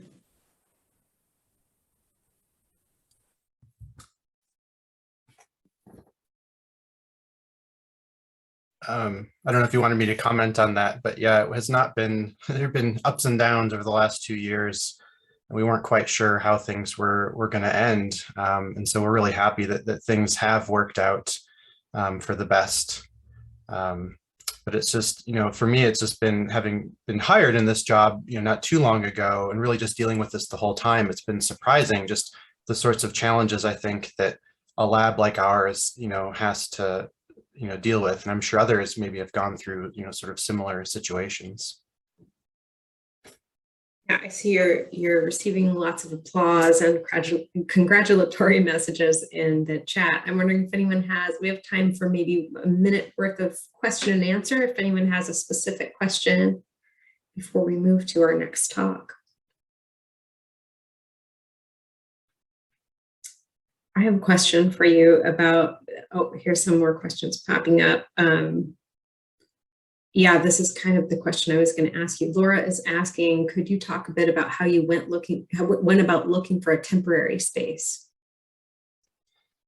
Yeah, well, part of the challenge was, I think, so all of us scientists plus Diana, who's our research leader, she did, I didn't thank her enough, but she did a lot of the bulk of the work of really organizing and arranging everything. But it was, sort of all of us as a group effort, sometimes just driving around town, looking for spaces for rent, or, talking with people within USU if they knew of any spaces, and looking on, websites that had commercial spaces available. But one of the issues that we ran into was that, we couldn't just rent any space that we wanted to, but we had to go through USDA's contracting department, which of course had all these rules and regulations. And so it was sort of like we would find things that we liked, send them in, and then they would say, well, this could work or won't work, for a variety of reasons. And so that really made it more challenging and problematic, especially since, the folks in the contracting department aren't local here in Logan, and so they would just go online too and find these spaces, and then we would go and look at them. And so that's why, it was just, we had over a year to prepare, but it literally was the night before the movers came that we actually secured this lease and moved into that temporary space. But we were really worried we're going to just be stuffing our collection into kind of back rooms here and there on campus, and basically losing access, plus losing some, I think, just protection of the collection, which we were pretty scared about.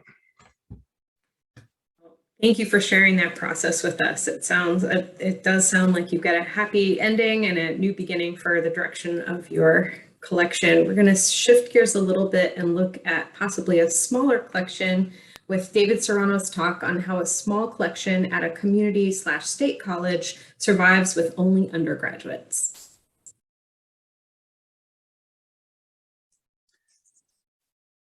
Hello, my name is David Serrano. I am the associate professor and program manager of a BS program here at Broward College.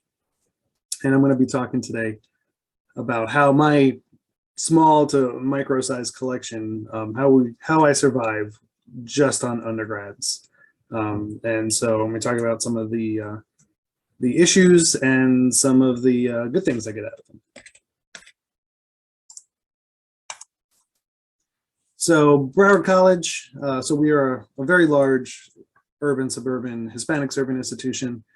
We started as a junior college in 1960, then up to community college, and now we're just a regular old college since we now confer bachelor's degrees, my program being one of those.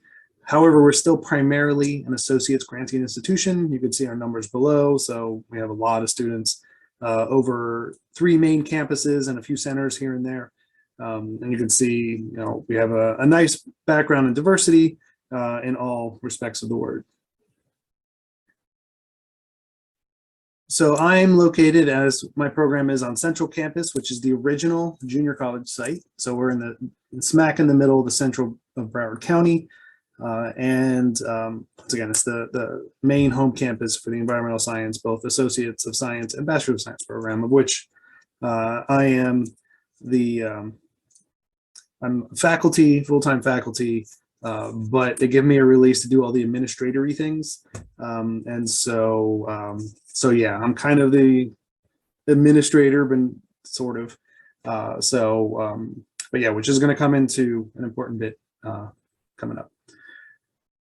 So the Broward College Insect Collection, well, officially started, I think, in 2014 when we registered at GBIF. But really it started when I was hired in 2009.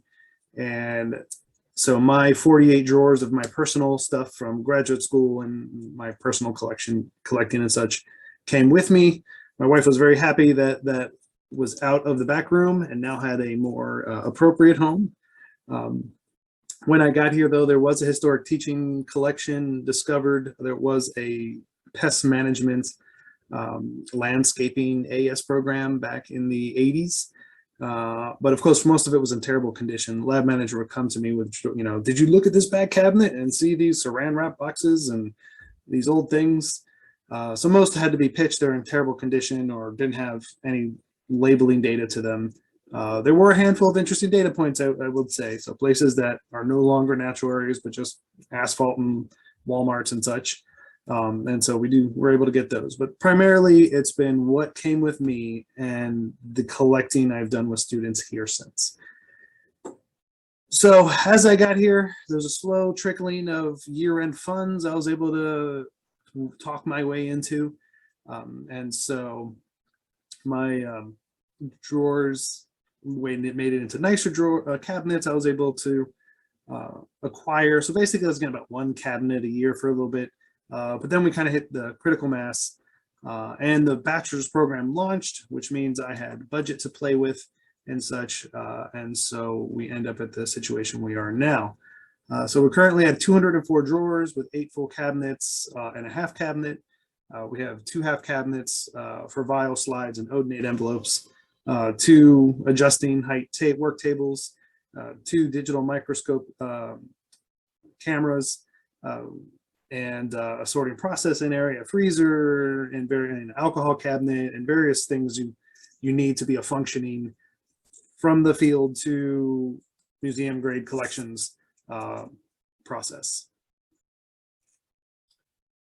And so, like I mentioned, when the bachelor's program started, I basically snuck it in as a way to provide students experience in research, in field research, in science.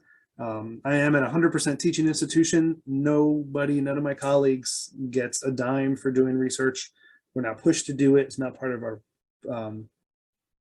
our evaluations. So there's very few of us that do it. So I do it. One of my colleagues does it. He's a herpetologist.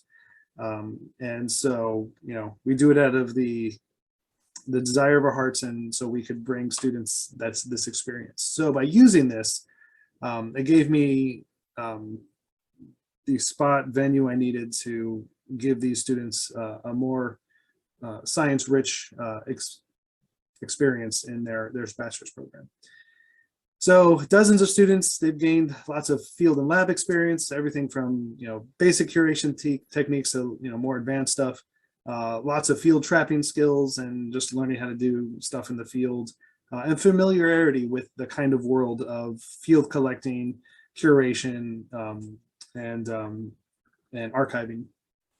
And more importantly is the arguments we have all the time on how to properly pose in the lab for that field group picture, and what decade of album cover you'd like to recreate. The nice thing was this gave me another place to proselytize in a lab setting versus a classroom setting. So, but all kidding aside, it does allow for closer one-on-one and more mentoring than you do in a typical classroom setting where you're just one class of 3 that day and students are running in and out and such. And so this beginning of this first kind of idea of networking and forming, a research team or a team is pretty, has been very successful with my students. So in the picture shown here, there's 2 funded doctoral program students that left me to that, and then another 2 that graduated onto funded master's programs. And so since we started collecting on a more systemic model, I've been collecting primarily by malaise traps and lingering funnels on all these scattering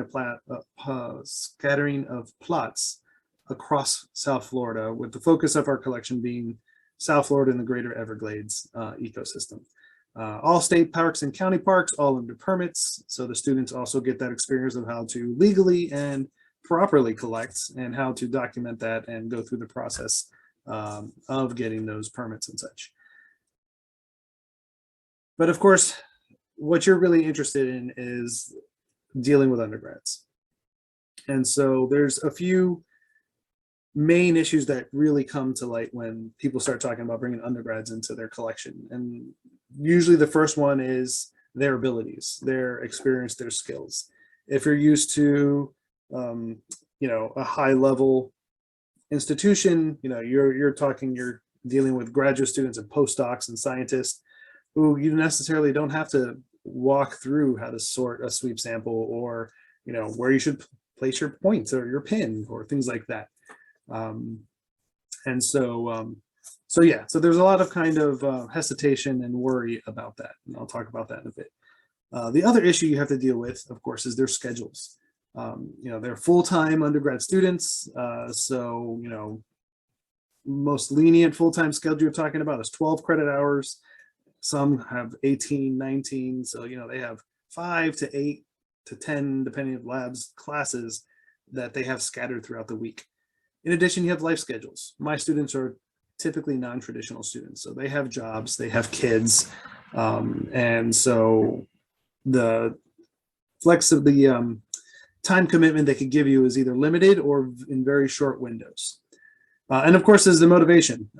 So I do a lot of malaise traps, so I have a lot of plastic jars that are dark with creatures in it, and while sometimes they see that big fat beetle or hemipteran or hymenopteran in it and like, ooh, wow, look at that, they still see all the other small stuff in there that they're gonna have to work on. So that could be, what's their motivation to get them going on that. And so part of it is the process. And while yes, you're gonna have to hold them for a little bit and get them those skills, if you make them part of the normal process, usually that gets them pretty engaged and has a pretty good buy-in. And so I'll take them along in the field with me. And so, and in the field, of course, is where all the issues happen. We lost a piece of equipment, it broke, it fell off the airboat, whatever the problem is. And you could see here, my old student, Nathan, who works for South Florida Water Management District now, he's holding basically our turpentine bottle replacements.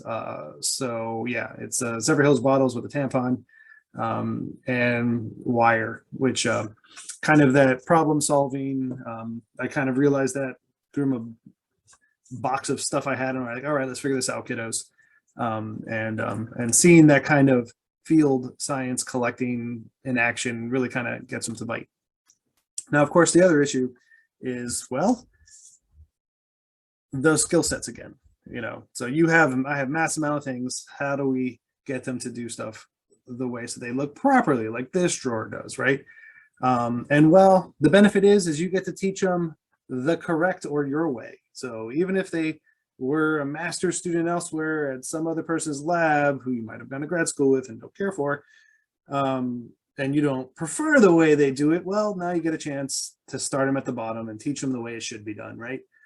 So how your little idiosyncrasies in the, our highly standardized methodology, but we all have our little ways. And so teach them the correct way to do things. And then while that requires a little bit of input, the output you get definitely pays off. And so what I tend to do is especially when I have 2 or 3 come in at a time, I'll do a little workshop, run them a few times, give them a few samples that are either, throwaway samples or, teaching collections and stuff so they can practice on. Of course, with schedule, flexibility is the key. I tend to do a hop in, hop out, like get on the tour bus, get off the tour bus kind of model. You can see behind my student here, you've got a bunch of trays with names on it. That way there's a sample in there. The kiddo has time between their biostatistics class and their zoology lab. Then they could hop in, pull it out, zen out for an hour or 2 hours or what it is. And then when it's time for class, they pop it back in and put it right on the shelf. There's no having to bother somebody about, getting access to the room or whatever it is. So if you could set up some kind of self-service station that's unitized, that really helps them to get the most out of them. I also have a little side station where I got Keurig and all that kind of stuff, so they don't waste time going to the coffee place on campus, but rather I feed them the caffeine so they get to work quicker and stay longer. And then, of course, if you're part of their load, you can make it in class. So most institutions have some kind of senior research, independent research, internship course that you can see about running in your institution, or if you're affiliated with an institution, they could do that too. So then for my institution, internship for 3 credits is 144 hours they're committed to me. So that's substantially enough. I can train them for a handful, get them where I need to, and then get plenty out of them. The other bit with motivation is I kind of approach it almost like a gamer level up idea. So as they come in and sort, and I kind of dangle these other cool projects that they need these additional skill sets to be at certain levels to then join.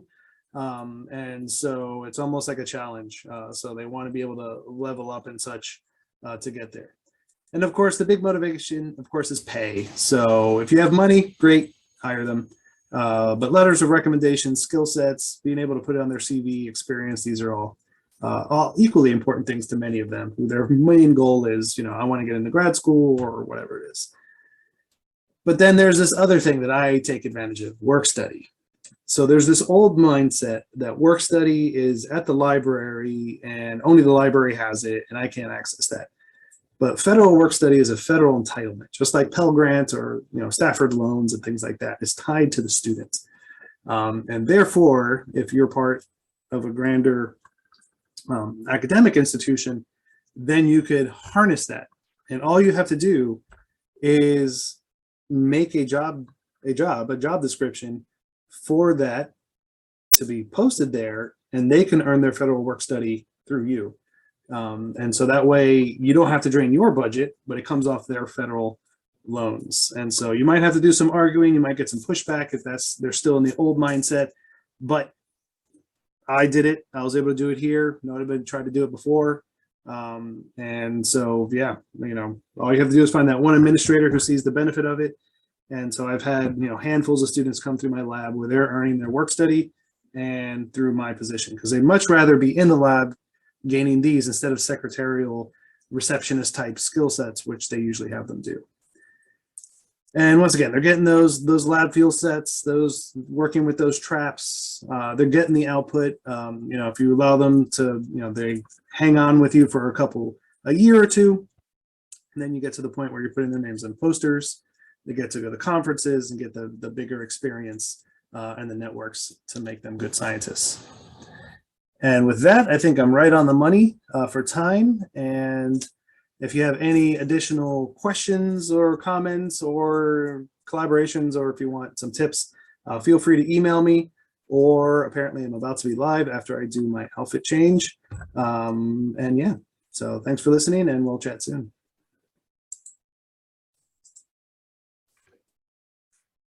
Thanks, David. That was great to see how you're running the show down there. It makes me homesick. I'm originally from Dade County.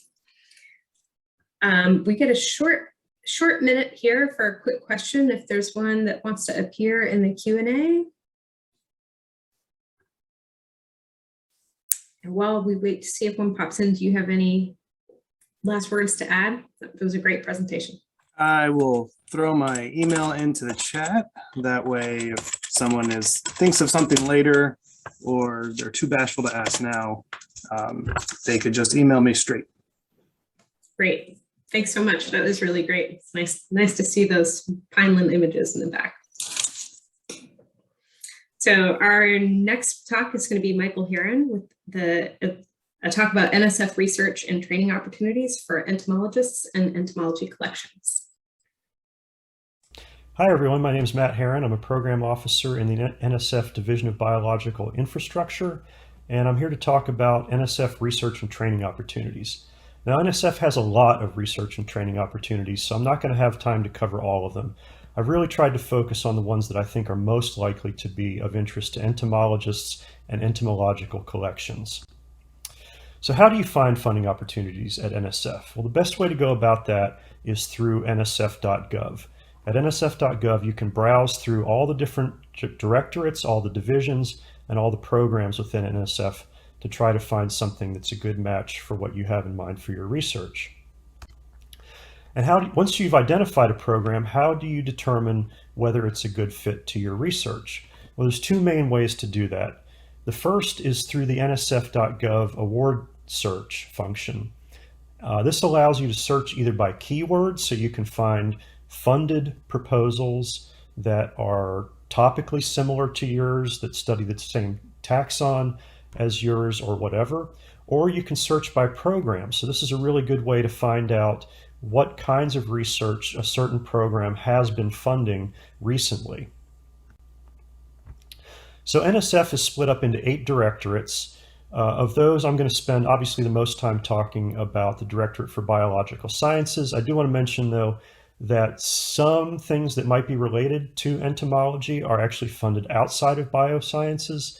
So, for example, paleontology and some aspects of marine ecology are handled by the Directorate for Geosciences. But the Bio Directorate is split up into 4 divisions: the Division of Environmental Biology, Integrative Organismal Systems, Molecular and Cellular Biosciences, and the Division of Biological Infrastructure. So this is a rough guide to the biological scales that are covered by each of these divisions. So it's not exact, but roughly speaking, molecular and cellular biosciences covers things from about the molecular to the organismal scale. Integrative organismal systems is from the cell to population scale. And then the Division of Environmental Biology is from the population to the biosphere scale. Now you notice that DBI covers the whole range of scales, and this is because DBI supports infrastructure that's useful to research questions across all different subfields of biology and across all different biological scales. So we usually think of DEB in terms of the ecology side of the house and the evolution side of the house. On the ecology side of the house, we have the ecosystem sciences and population and community ecology programs. On the evolution side of the house, we have evolutionary processes and systematics and biodiversity science. There's a couple of special programs within SBS, the pursuit and arts programs, that I'm going to talk more about. But there are also several special programs and tracks that either span programs or even span divisions within bio. A couple of those that might be of interest to entomologists include the Bridging Ecology and Evolution, or B program, and Dimensions of Biodiversity. Now, if you want to find out more about some of these other special programs like EEID, LTREB, and LTER, then my best recommendation is to contact a program officer in one of those programs to see if it's a good fit to your research. So I mentioned a couple of special categories within the Systematics and Biodiversity Science program, and those are the Advancing Revisionary Taxonomy and Systematics, or ARTS program, which is aimed at supporting species-level taxonomic work and revisionary monographic research. And then there's the Poorly Sampled and Unknown Taxa, or Pursuit program, that supports projects to fill significant gaps in biodiversity knowledge and to integrate taxonomic information within an evolutionary framework. Both of these, like all the core programs in bio, have no deadline. The Dimensions of Biodiversity program is also aimed at filling gaps in our understanding of the diversity of life on Earth. The important thing to know about Dimensions is that your proposal needs to include researchers that will be supported by the federal science agencies of China, Brazil, and/or South Africa. The Division of Biological Infrastructure is organized into 3 core programs: the Human Resources, Research Resources, and what we call SAFARI, or the Center's Facilities and Additional Research Infrastructure program. Within the Human Resources, so this is where the postdoc fellowships in biology are funded. The postdoc fellowship program in biology funds usually 2-year, but sometimes 3-year postdoctoral fellowships. They are in themes, and the current themes are the rules of life, plant genomics, and broadening participation. Those themes do occasionally change over time, but those are the current ones. The plant genomics fellowships are always 3 years. Rules of life and broadening participation are usually 2-year fellowships, but if your research includes a substantial international component, those can also be 3-year fellowships. This program does have a deadline. That deadline is usually in the fall. This year it's actually in early December. Then we have the research experiences for undergraduates. So if you want to get undergrads involved in your research program, there are 2 main mechanisms to do this. One is the REU Sites program. So these are relatively large awards that go to an institution and are intended to involve a large number of undergrads in several different research programs. And then there's the REU supplements. So these are supplements to either existing NSF awards if you already have an NSF grant, or you can apply for an REU supplement when you apply for an NSF grant, But either way, these are supplements that are intended to fund one or a small number of undergraduates to work in your research program or in your lab. The Research Resources Cluster is organized into innovation, capacity, and sustaining. The Innovation Cluster includes the programmatic areas of bioinformatics, instrumentation, and research methods. The Bioinformatics program seeks to pioneer new approaches to the application of informatics to biological problems. So priorities here include creating computational or informatics tools and databases that are applicable to a broad range of biological research questions. They're looking for novelty and potential impact, publication of new methodologies, proof of concept, or production of a prototype for further development. And they're really looking to solve challenging high-risk problems. Instrumentation supports the development of innovative instrumentation and associated methods. Priorities here include a significant application to one or more biological science questions. Again, just like with bioinformatics, the potential to be used by a community of researchers beyond a single research team, but projects can include instrumentation for observing any level of biological phenomena. Research methods supports the design of novel and innovative laboratory or field-based methodologies.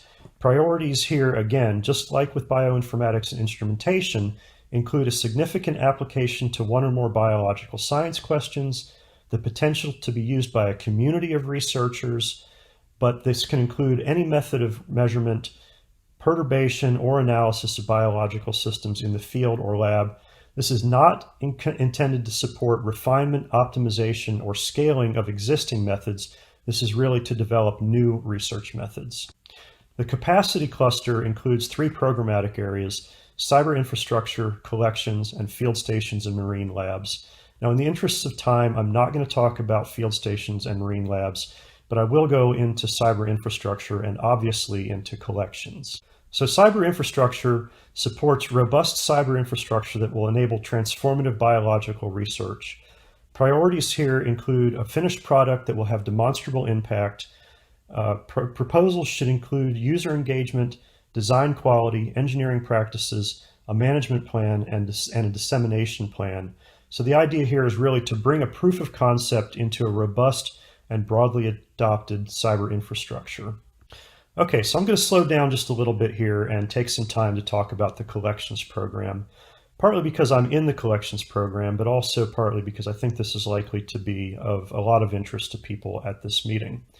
So the goal of the collections program is to support major improvements to or digitization of biological collections and collection-based information to increase the broader applicability of collections. Priorities include enhancing, securing, and improving existing research collections, improving the accessibility of collection-related data, so this can include things like the extended specimen network, developing the capacity for curation and collection management, so this can include things like training the next generation of curators and collections managers, transferring ownership of collections that are significant to the biological research community. This often takes the form of rescuing collections that are in danger of being lost, either because the institution no longer funds them, they no longer fund a salary line for a curator, or whatever. And these are not limited to natural history collections, although a lot of what collections supports is natural history collections. We also support living stock and culture collections and ancillary collections like preserved tissue libraries and libraries of genetic and genomic materials. Okay, so IOS, as I mentioned earlier, is really primarily focused on the organismal level of biological organization. So if your research is about understanding how organisms work or how insects work, then IOS may be a place that you want to look for funding programs. And the core programs in IOS include behavioral systems, developmental systems, neural systems, physiological and structural systems, and then they have the Plant Genome Research Project and the Enabling Discovery Through Genomics, or EDGE program. And if you think that your research might fall into one of these programs, my best advice is to contact an iOS program officer and talk to them about what kind of research their program supports. MCB core programs include cellular dynamics and function, molecular biophysics, genetic mechanisms, and systems in synthetic biology. There are also several special programs and tracks within MCB. I don't actually know a whole lot about these. So again, I'm going to recommend that if you think one of these looks like it could be a fit to your research, that you should contact a program officer in that program and talk to them about your research. Okay, so I'm going to talk about some funding opportunities that are either cross-program, cross-directorate, or sort of career stage specific programs. So a couple of the cross-directorate programs that I think are likely to be of interest to entomologists include Integrative Research in Biology and the Biology Integration Institutes. If you want to talk to someone about dices, signals in the soil, coastlines and people, understanding the rules of life, or navigating the new Arctic, again, I'm going to recommend that you contact a program officer in one of those programs for more information. So Integrative Research in Biology, this is the replacement for the old Rules of Life track, and it's really intended to support integrative research and to bring together teams of researchers from different subfields of biology to do research that requires different approaches or approaches from different subfields of biology and has synergistic or holistic outcomes and looks at different levels of biological organization. This does have a deadline. The deadline is every January. We've only had one round of funding so far in this program, but the new solicitation is out for the second year, and you should check that out if you're interested in doing integrative research in biology. The Biology Integration Institutes are pretty similar to IntBio in terms of their topical reach, but these are typically larger programs that are typically multi-institutional, include lots of PIs across, like I said, across different institutions, and these tend to be bigger awards that are in the multi-million-dollar range. These also have a deadline, and that deadline is usually around the end of January. If you're on the faculty at a primarily undergraduate institution, NSF has a program specifically designed to support research at that kind of institution, so you should check out the RUI program. If you are a late undergraduate or an early grad student, you may want to consider applying for the Graduate Research Fellowship program. These are 5-year fellowships that include 3 years of financial support. You can apply basically in your last year of being an undergraduate or your first year of being a graduate student. If you are an assistant professor or equivalent, you may want to look into the career program.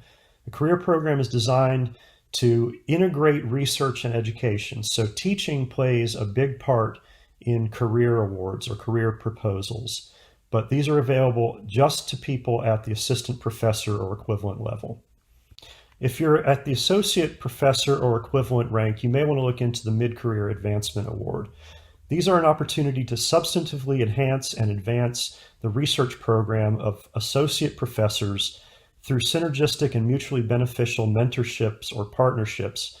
Now, typically those mentors or partners are at a different institution, but that's not a requirement. They can be at your home institution, but you'll need to make the case either way that that partnership or mentorship is likely to enhance or advance your research program. This does have a deadline. That deadline is every year in February. Now you can find more information about all the programs I've talked about and lots of programs that I didn't talk about at the Bio Virtual Office Hours. So several of the bio divisions do these office hours every month on a fixed schedule. And if you check out the blogs for each of these divisions, you can find not only the schedule for these virtual office hours, but also the list of upcoming topics and which month they'll be covering those topics. And in some cases, you can find recaps of the virtual office hours, including the slide decks that they use in the virtual office hours, and sometimes a recap of the questions that came up at the ends of those virtual office hours. So if you have a question or questions that we don't get to today in the Q&A session, feel free to reach out to me directly. There's my contact information.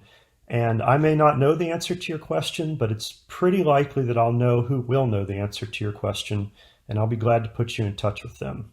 So I think there's a pretty limited time available for Q&A. I'm going to try to get to as many questions as I can, but I'm going to ask that you try to make your questions general questions about the programs and not so much questions about your particular research. If you have questions that are specific to your research, again, I'm happy to talk with you about those questions, or you can contact another program officer directly.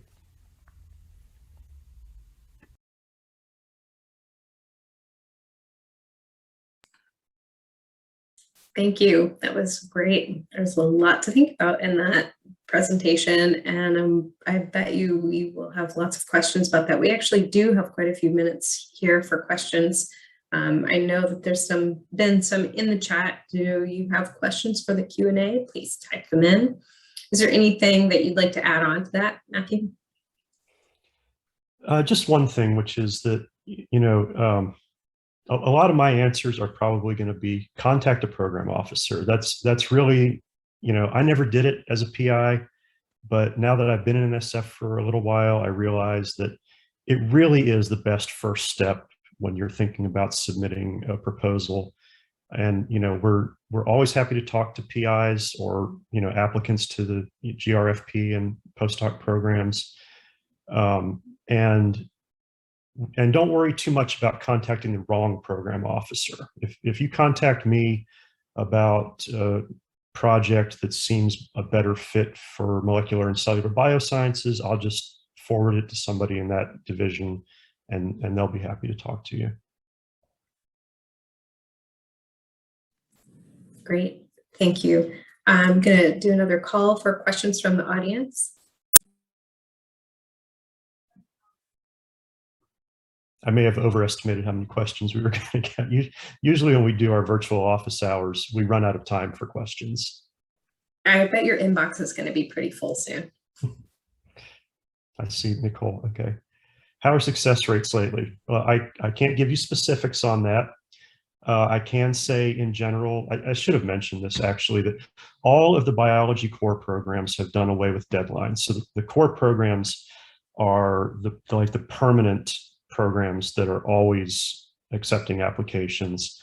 A few years ago, they did away with deadlines altogether, and sort of counterintuitively, that led to a huge drop in the number of applications and a corresponding increase in success rates.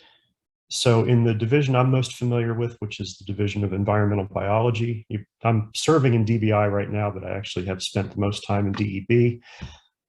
Success rates are, up in the 20s generally of percent. So Nicole does have a question, and she can either, I'm not sure if she can unmute herself as a panelist, or she's going to type it into the chat for me to read. There you go. Sorry, as a panelist, you can't put it in the Q&A box. So the new research and mentoring for postbaculates in biological science is a really awesome new opportunity. And I'm sure that there are many opportunities for mentoring within entomological collections. How aligned do these programs need to be with research, or can they also be involved in getting new career skills that could eventually lead them into going into grad school? You mean for the RAMP program in particular, the post-bac program? Yes. I don't actually know a ton about the post-bac program. As I suggested, my answer is going to basically boil down to contacting the program officer. You can look up that program and see who the program officers are there. What I can speak to a little bit is that generally for the core programs, for full proposals, they do have to be a research focus. Training is usually considered a broader impact, which is one of NSF's sort of core merit review criteria. So it is important, but it usually does need to be tied to research.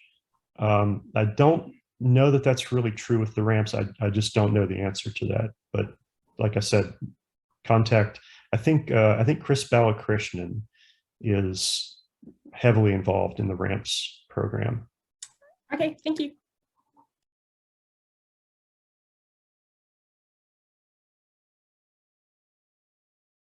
You're muted, Kristen. Thanks. I think your inbox is going to be pretty full with those specifics, or you've just filled up all of your colleagues. inboxes, but that was a lot of great information. So thanks so much for your talk. I think we're going to take about a 2 or 3 minute break and stretch legs, refill your coffee cup, and we will see you on the 16th. Back from a short break, we're on to the final talk of this session with Floyd Shockley, who's talking with us today about COVID-19's impacts on the National Museum of Natural History.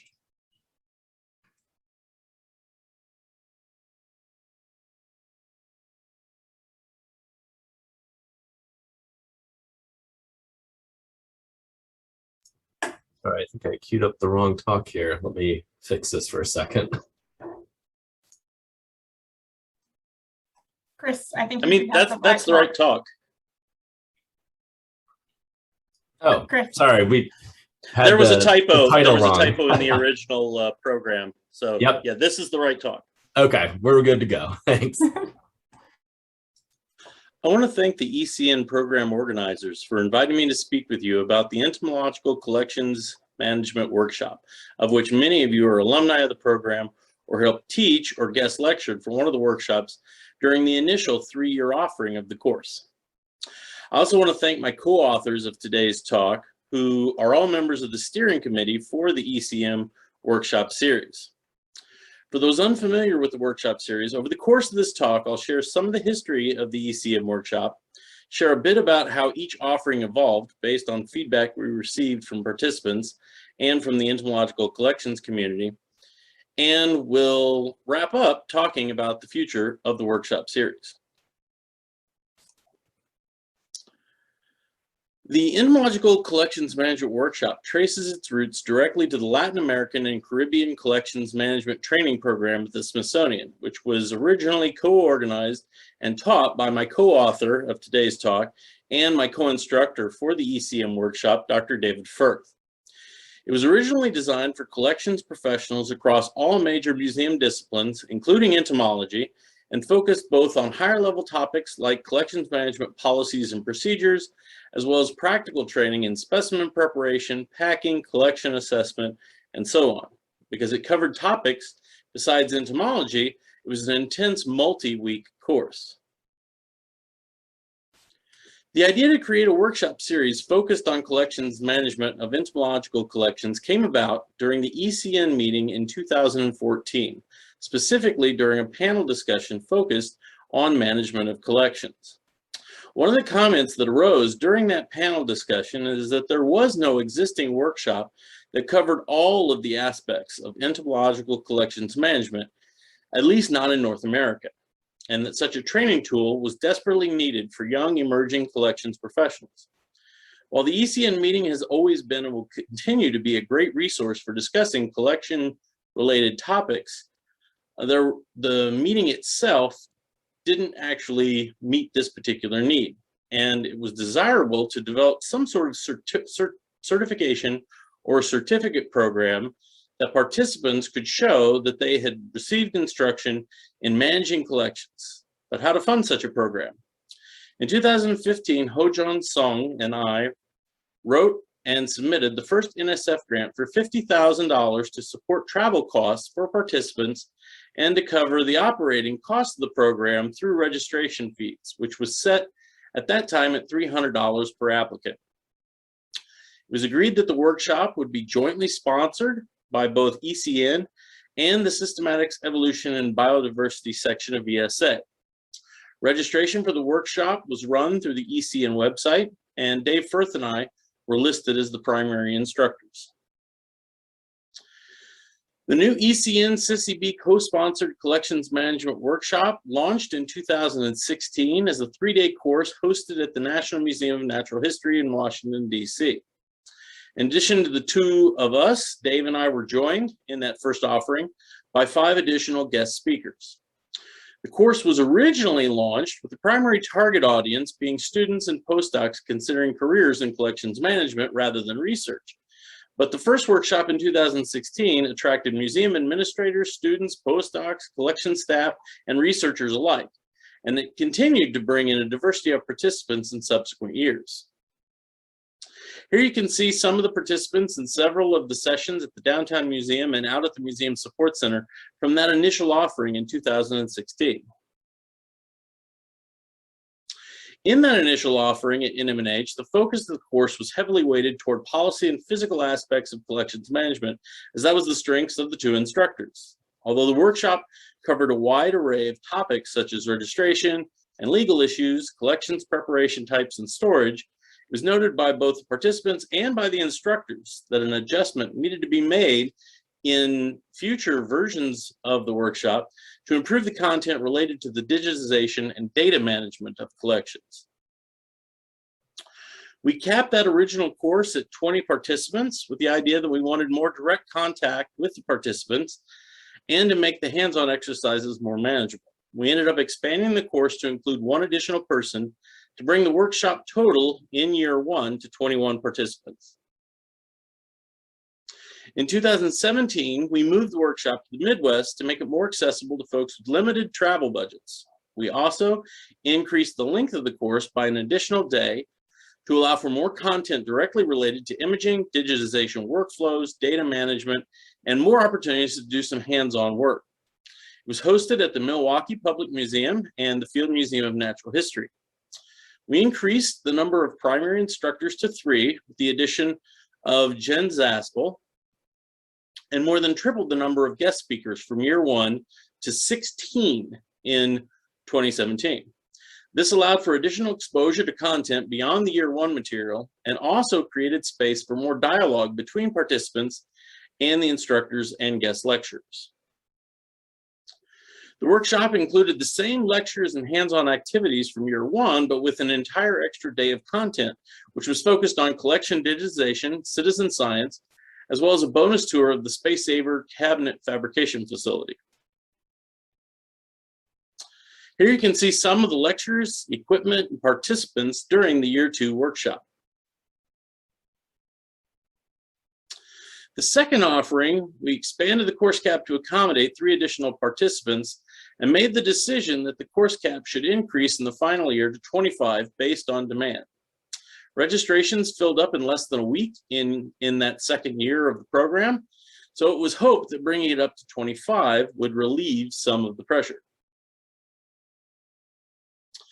The third and final workshop in the original 3-workshop series was hosted at the California Academy of Sciences and the Essig Museum at the University of California, Berkeley campus in 2018.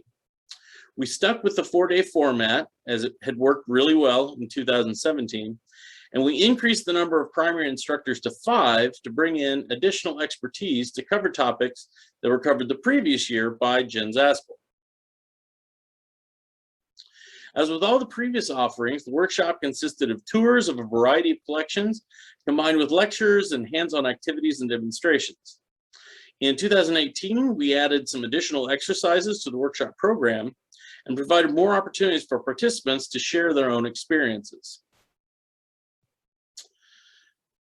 As in 2017, feedback from the previous year helped us refine the topics even more, particularly in those areas related to specimen usage, web-based applications and resources for collections professionals, and practice using a few different online tools for data entry and data curation. The third and final offering was the most well-attended of the 3 workshops in the original NSF-funded program, with us hitting the 25-person cap and even including 1 additional attendee for a total of 26. So looking back at the first iteration of the ECM workshop, we had 70 participants from 5 countries join us over the 3 years that the program ran. Demand and interest in the program increased each year, and it was clear to us that 2 instructors was too few, but 5 might have been too ambitious. The number of guest lecturers, however, felt about right, with an average of 12 to 15 speakers, tour guides, demonstration leaders, etc. And we visited 5 different museums during the 3 years the program ran. Now, what did we learn? Well, since all the funding from the NSF grant went directly into scholarships for participants, it became clear with the second year and reinforced in the third year that the registration was too low to cover the actual operating costs for the workshop and the travel expenses for the instructors. As the series progressed, there was a purposeful shift to greater emphasize digitization and data management as a tool for collections professionals to make decisions. We also listened to the feedback from participants about creating more hands-on experiences and open discussion sessions for sharing amongst themselves, not just from the instructors.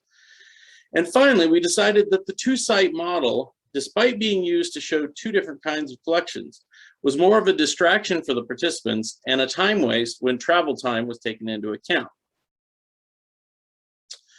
Now, we were initially hopeful that the ECM workshop would return in 2020 after a reorganization and forming of a steering committee in 2019 to help reduce the administrative burden on the primary instructors. As part of the steering committee's work, there was a reevaluation of the financial structure for the workshop, and we began drafting a new NSF grant with additional money to help cover those administrative costs I mentioned earlier. And then, of course, COVID happened, and it became clear that we were not going to be able to host the workshop in 2020 or in 2021. It was during that period that it became clear that we needed to consider development of a hybrid model for the workshop, wherein virtual attendees could have access to the same content, though would obviously be at a disadvantage in terms of not being able to have the same type of interactions with the other participants and the instructors. But it could potentially increase the number of participants beyond the 25-person cap, or more importantly, offer an opportunity for training to individuals at smaller institutions that might not be able to participate otherwise. We're still in the planning phase for what this hybrid option will look like, and no details have been fixed just yet. We're pleased to announce that we've received word that our reconfigured proposal was recommended for funding. So we're actively beginning the process of planning for the next 3-year cycle of workshops. This series will include most of the original content, but with the expanded focus on collection informatics and data management. For those able to attend in person, which is still the preferred model, we're switching to a single location model so that we can focus on using the time we save for expanding the content rather than touring alternative collections. We're still planning to cap the registration to 25 participants with up to 20 awards in each year of up to $1,000 per applicant to help cover the costs of registration, travel costs, and food. This proposal also includes additional money to cover the travel expenses of the primary instructors, as well as additional money each year to help cover the operating expenses to avoid the workshop not being able to cover its own expenses. This is a change from the previous proposal, which, as I mentioned, was entirely designated for travel scholarships, so that all workshop expenses are being covered only by the $300 registration fees. At the moment, the registration remains set at $300 per applicant, and we're going back to the 3-instructor model we used in year 2 with myself, Dave Firth, and Jen Zaspel being the primary instructors for all 3 years of the new program. Registration is going to be handled through the ESA website rather than through ECN, which was programmatically complicated. And we'll be making announcements and releasing additional details through both ECN and through ESA via email and on social media. The award applications will be reviewed by a 9-person panel consisting of the 3 primary instructors and then 3 ECN officers and 3 SysEB officers. And as I mentioned previously, we're still discussing how the hybrid option will work, both in terms of registration and logistically. So you're going to have to stay tuned for more details on that. Again, the content will still cover the same materials in the previous iteration of the workshop, but it'll now refine in several ways that should increase the utility of the workshop for any collections professional that wants to participate. Although we've not settled on a date yet, I can announce that the next workshop will be hosted in 2022 and will be held at Arizona State University, hosted by Dr. Nico Franz, curator of the Hasbrook Insect Collection and director of the Biodiversity Knowledge Integration Center and BioCollections. He also serves as a principal investigator of the National Ecological Observatory Network, or NEON, biorepository at ASU. Year 2 of the ECM workshop will be held in 2023 at the Cleveland Museum of Natural History, where we'll be hosted by 2017 ECN workshop alum, Dr. Nicole Gunter, Associate Curator of Invertebrate Zoology and Adjunct Assistant Professor in the Department of Biology at Case Western Reserve University. And the final year of the new workshop series will be hosted by Dr. Larry Gall, Collections Manager and Head of Computer Systems and Information Science in the Entomology Division of the Peabody Museum of Natural History at Yale University. We're really excited to be able to bring the ECM workshop to these three venues and to provide participants an opportunity to interact with these three outstanding local hosts and their collections. And with that, I'd like to thank you for your time and attention, and I'll take any questions you may have.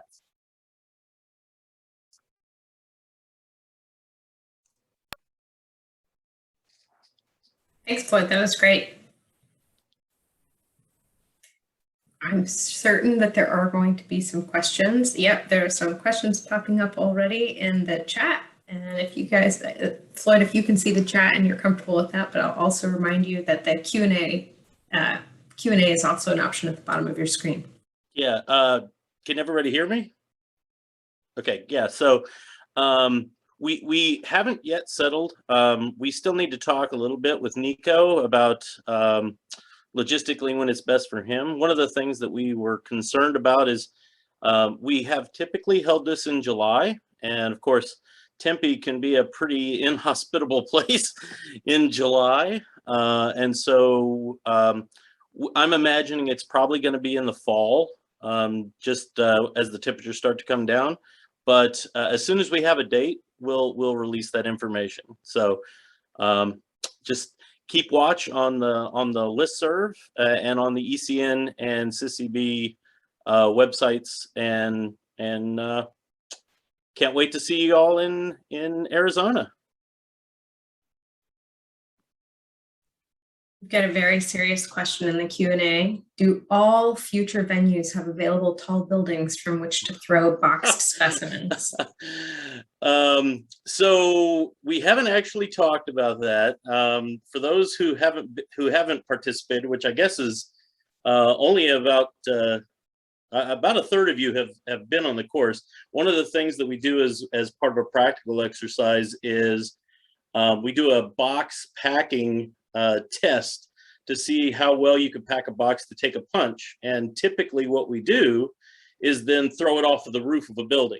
And I'm pleased to say that almost without exception, all of our participants have done a great job of having very little damage to the packages. And so it's part fun, but it's also part practical about how to properly brace. Now, we didn't do anything mean like put a crane fly in there for them to try and preserve. It was just a standard set of specimens that if they get damaged, they get damaged. But we're certainly hoping to still be able to do that exercise. Some of the buildings are probably not as tall as some of the ones that we've used so far, but I think we could probably still accomplish that. Great. You have another question about the scholarships and who's your target audience for the scholarships? So technically anybody who is interested in the scholarships can apply. I mean, we're typically looking for people who don't have institutional support to attend these workshops. That's who we were usually going for. So it was focused initially on students and postdocs and early career professionals that aren't yet in their final positions. But I don't believe we limit it to only those groups. So anybody can apply. We only have up to $1,000 per applicant. And we only have up to 20 to do, but we can receive additional registrations up to 25. So if you have your own institutional funding for training, we encourage you to not use up one of the slots, but it's open to anybody. Now, that being said, it is NSF money. So we are open to registrations from outside of the US, but unfortunately the scholarships, because it's NSF money, we typically have to award those to US based individuals. like I said, we can absolutely bring people in from outside the U.S., but they have to cover their own costs, unfortunately. I see Tiffany put something over here. I'm trying to follow both. The website for registration and applications is not active yet. We're actually meeting right after this meeting. The steering committee is to begin the process of figuring out how we're going to set that up and how we're going to operate before we turn our attention to content. So it is not active yet. We'll be sending out announcements through the ECN listserv as well as on social media when that website goes live. Thanks for asking. And let me go back over here. Okay, by my count, I got all the questions so far. I'm still happy to stick around. We had a little bit more time for questions, not a lot, but about 5 more minutes. Looks like we've got about 5 more minutes, and it looks like your tally is correct. I'm also scrolling the chat, which seems more, those are more enthusiastic, hopeful participants of the upcoming workshops. Now I will specific questions. Yeah, I do want to make sure that people understand that even though we originally started this program on, emerging professionals and students, every year we've done the program, we've had everyone from still working on their graduate program to someone who's been a collection manager for 20 years, as well as a few museum administrators join us. And so, one of the things that we really loved about the last iteration was we added some additional opportunities for engagement for folks who did have more experience to share those experiences in group discussions. And I thought that really worked really well. So we're hoping that we continue to get a lot of people of a wide diversity of backgrounds to join us for this thing. So it really made for a great workshop the last time. I wouldn't call us old, Gene. We're not there yet.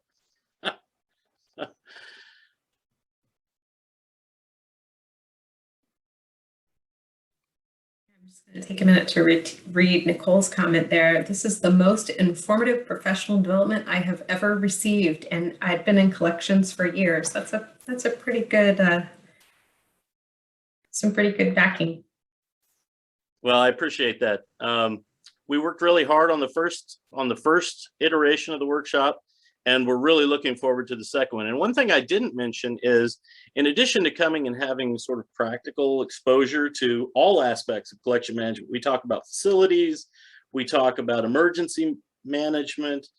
Everyone is sent away with a complete set of all the lectures, all the slides, as well as over 3,000 references that Dave Firth and I have accumulated between us on virtually anything you could possibly think of, including capturing a lot of stuff that's covered in the ECN listserv, where it doesn't actually exist as a paper or anything yet.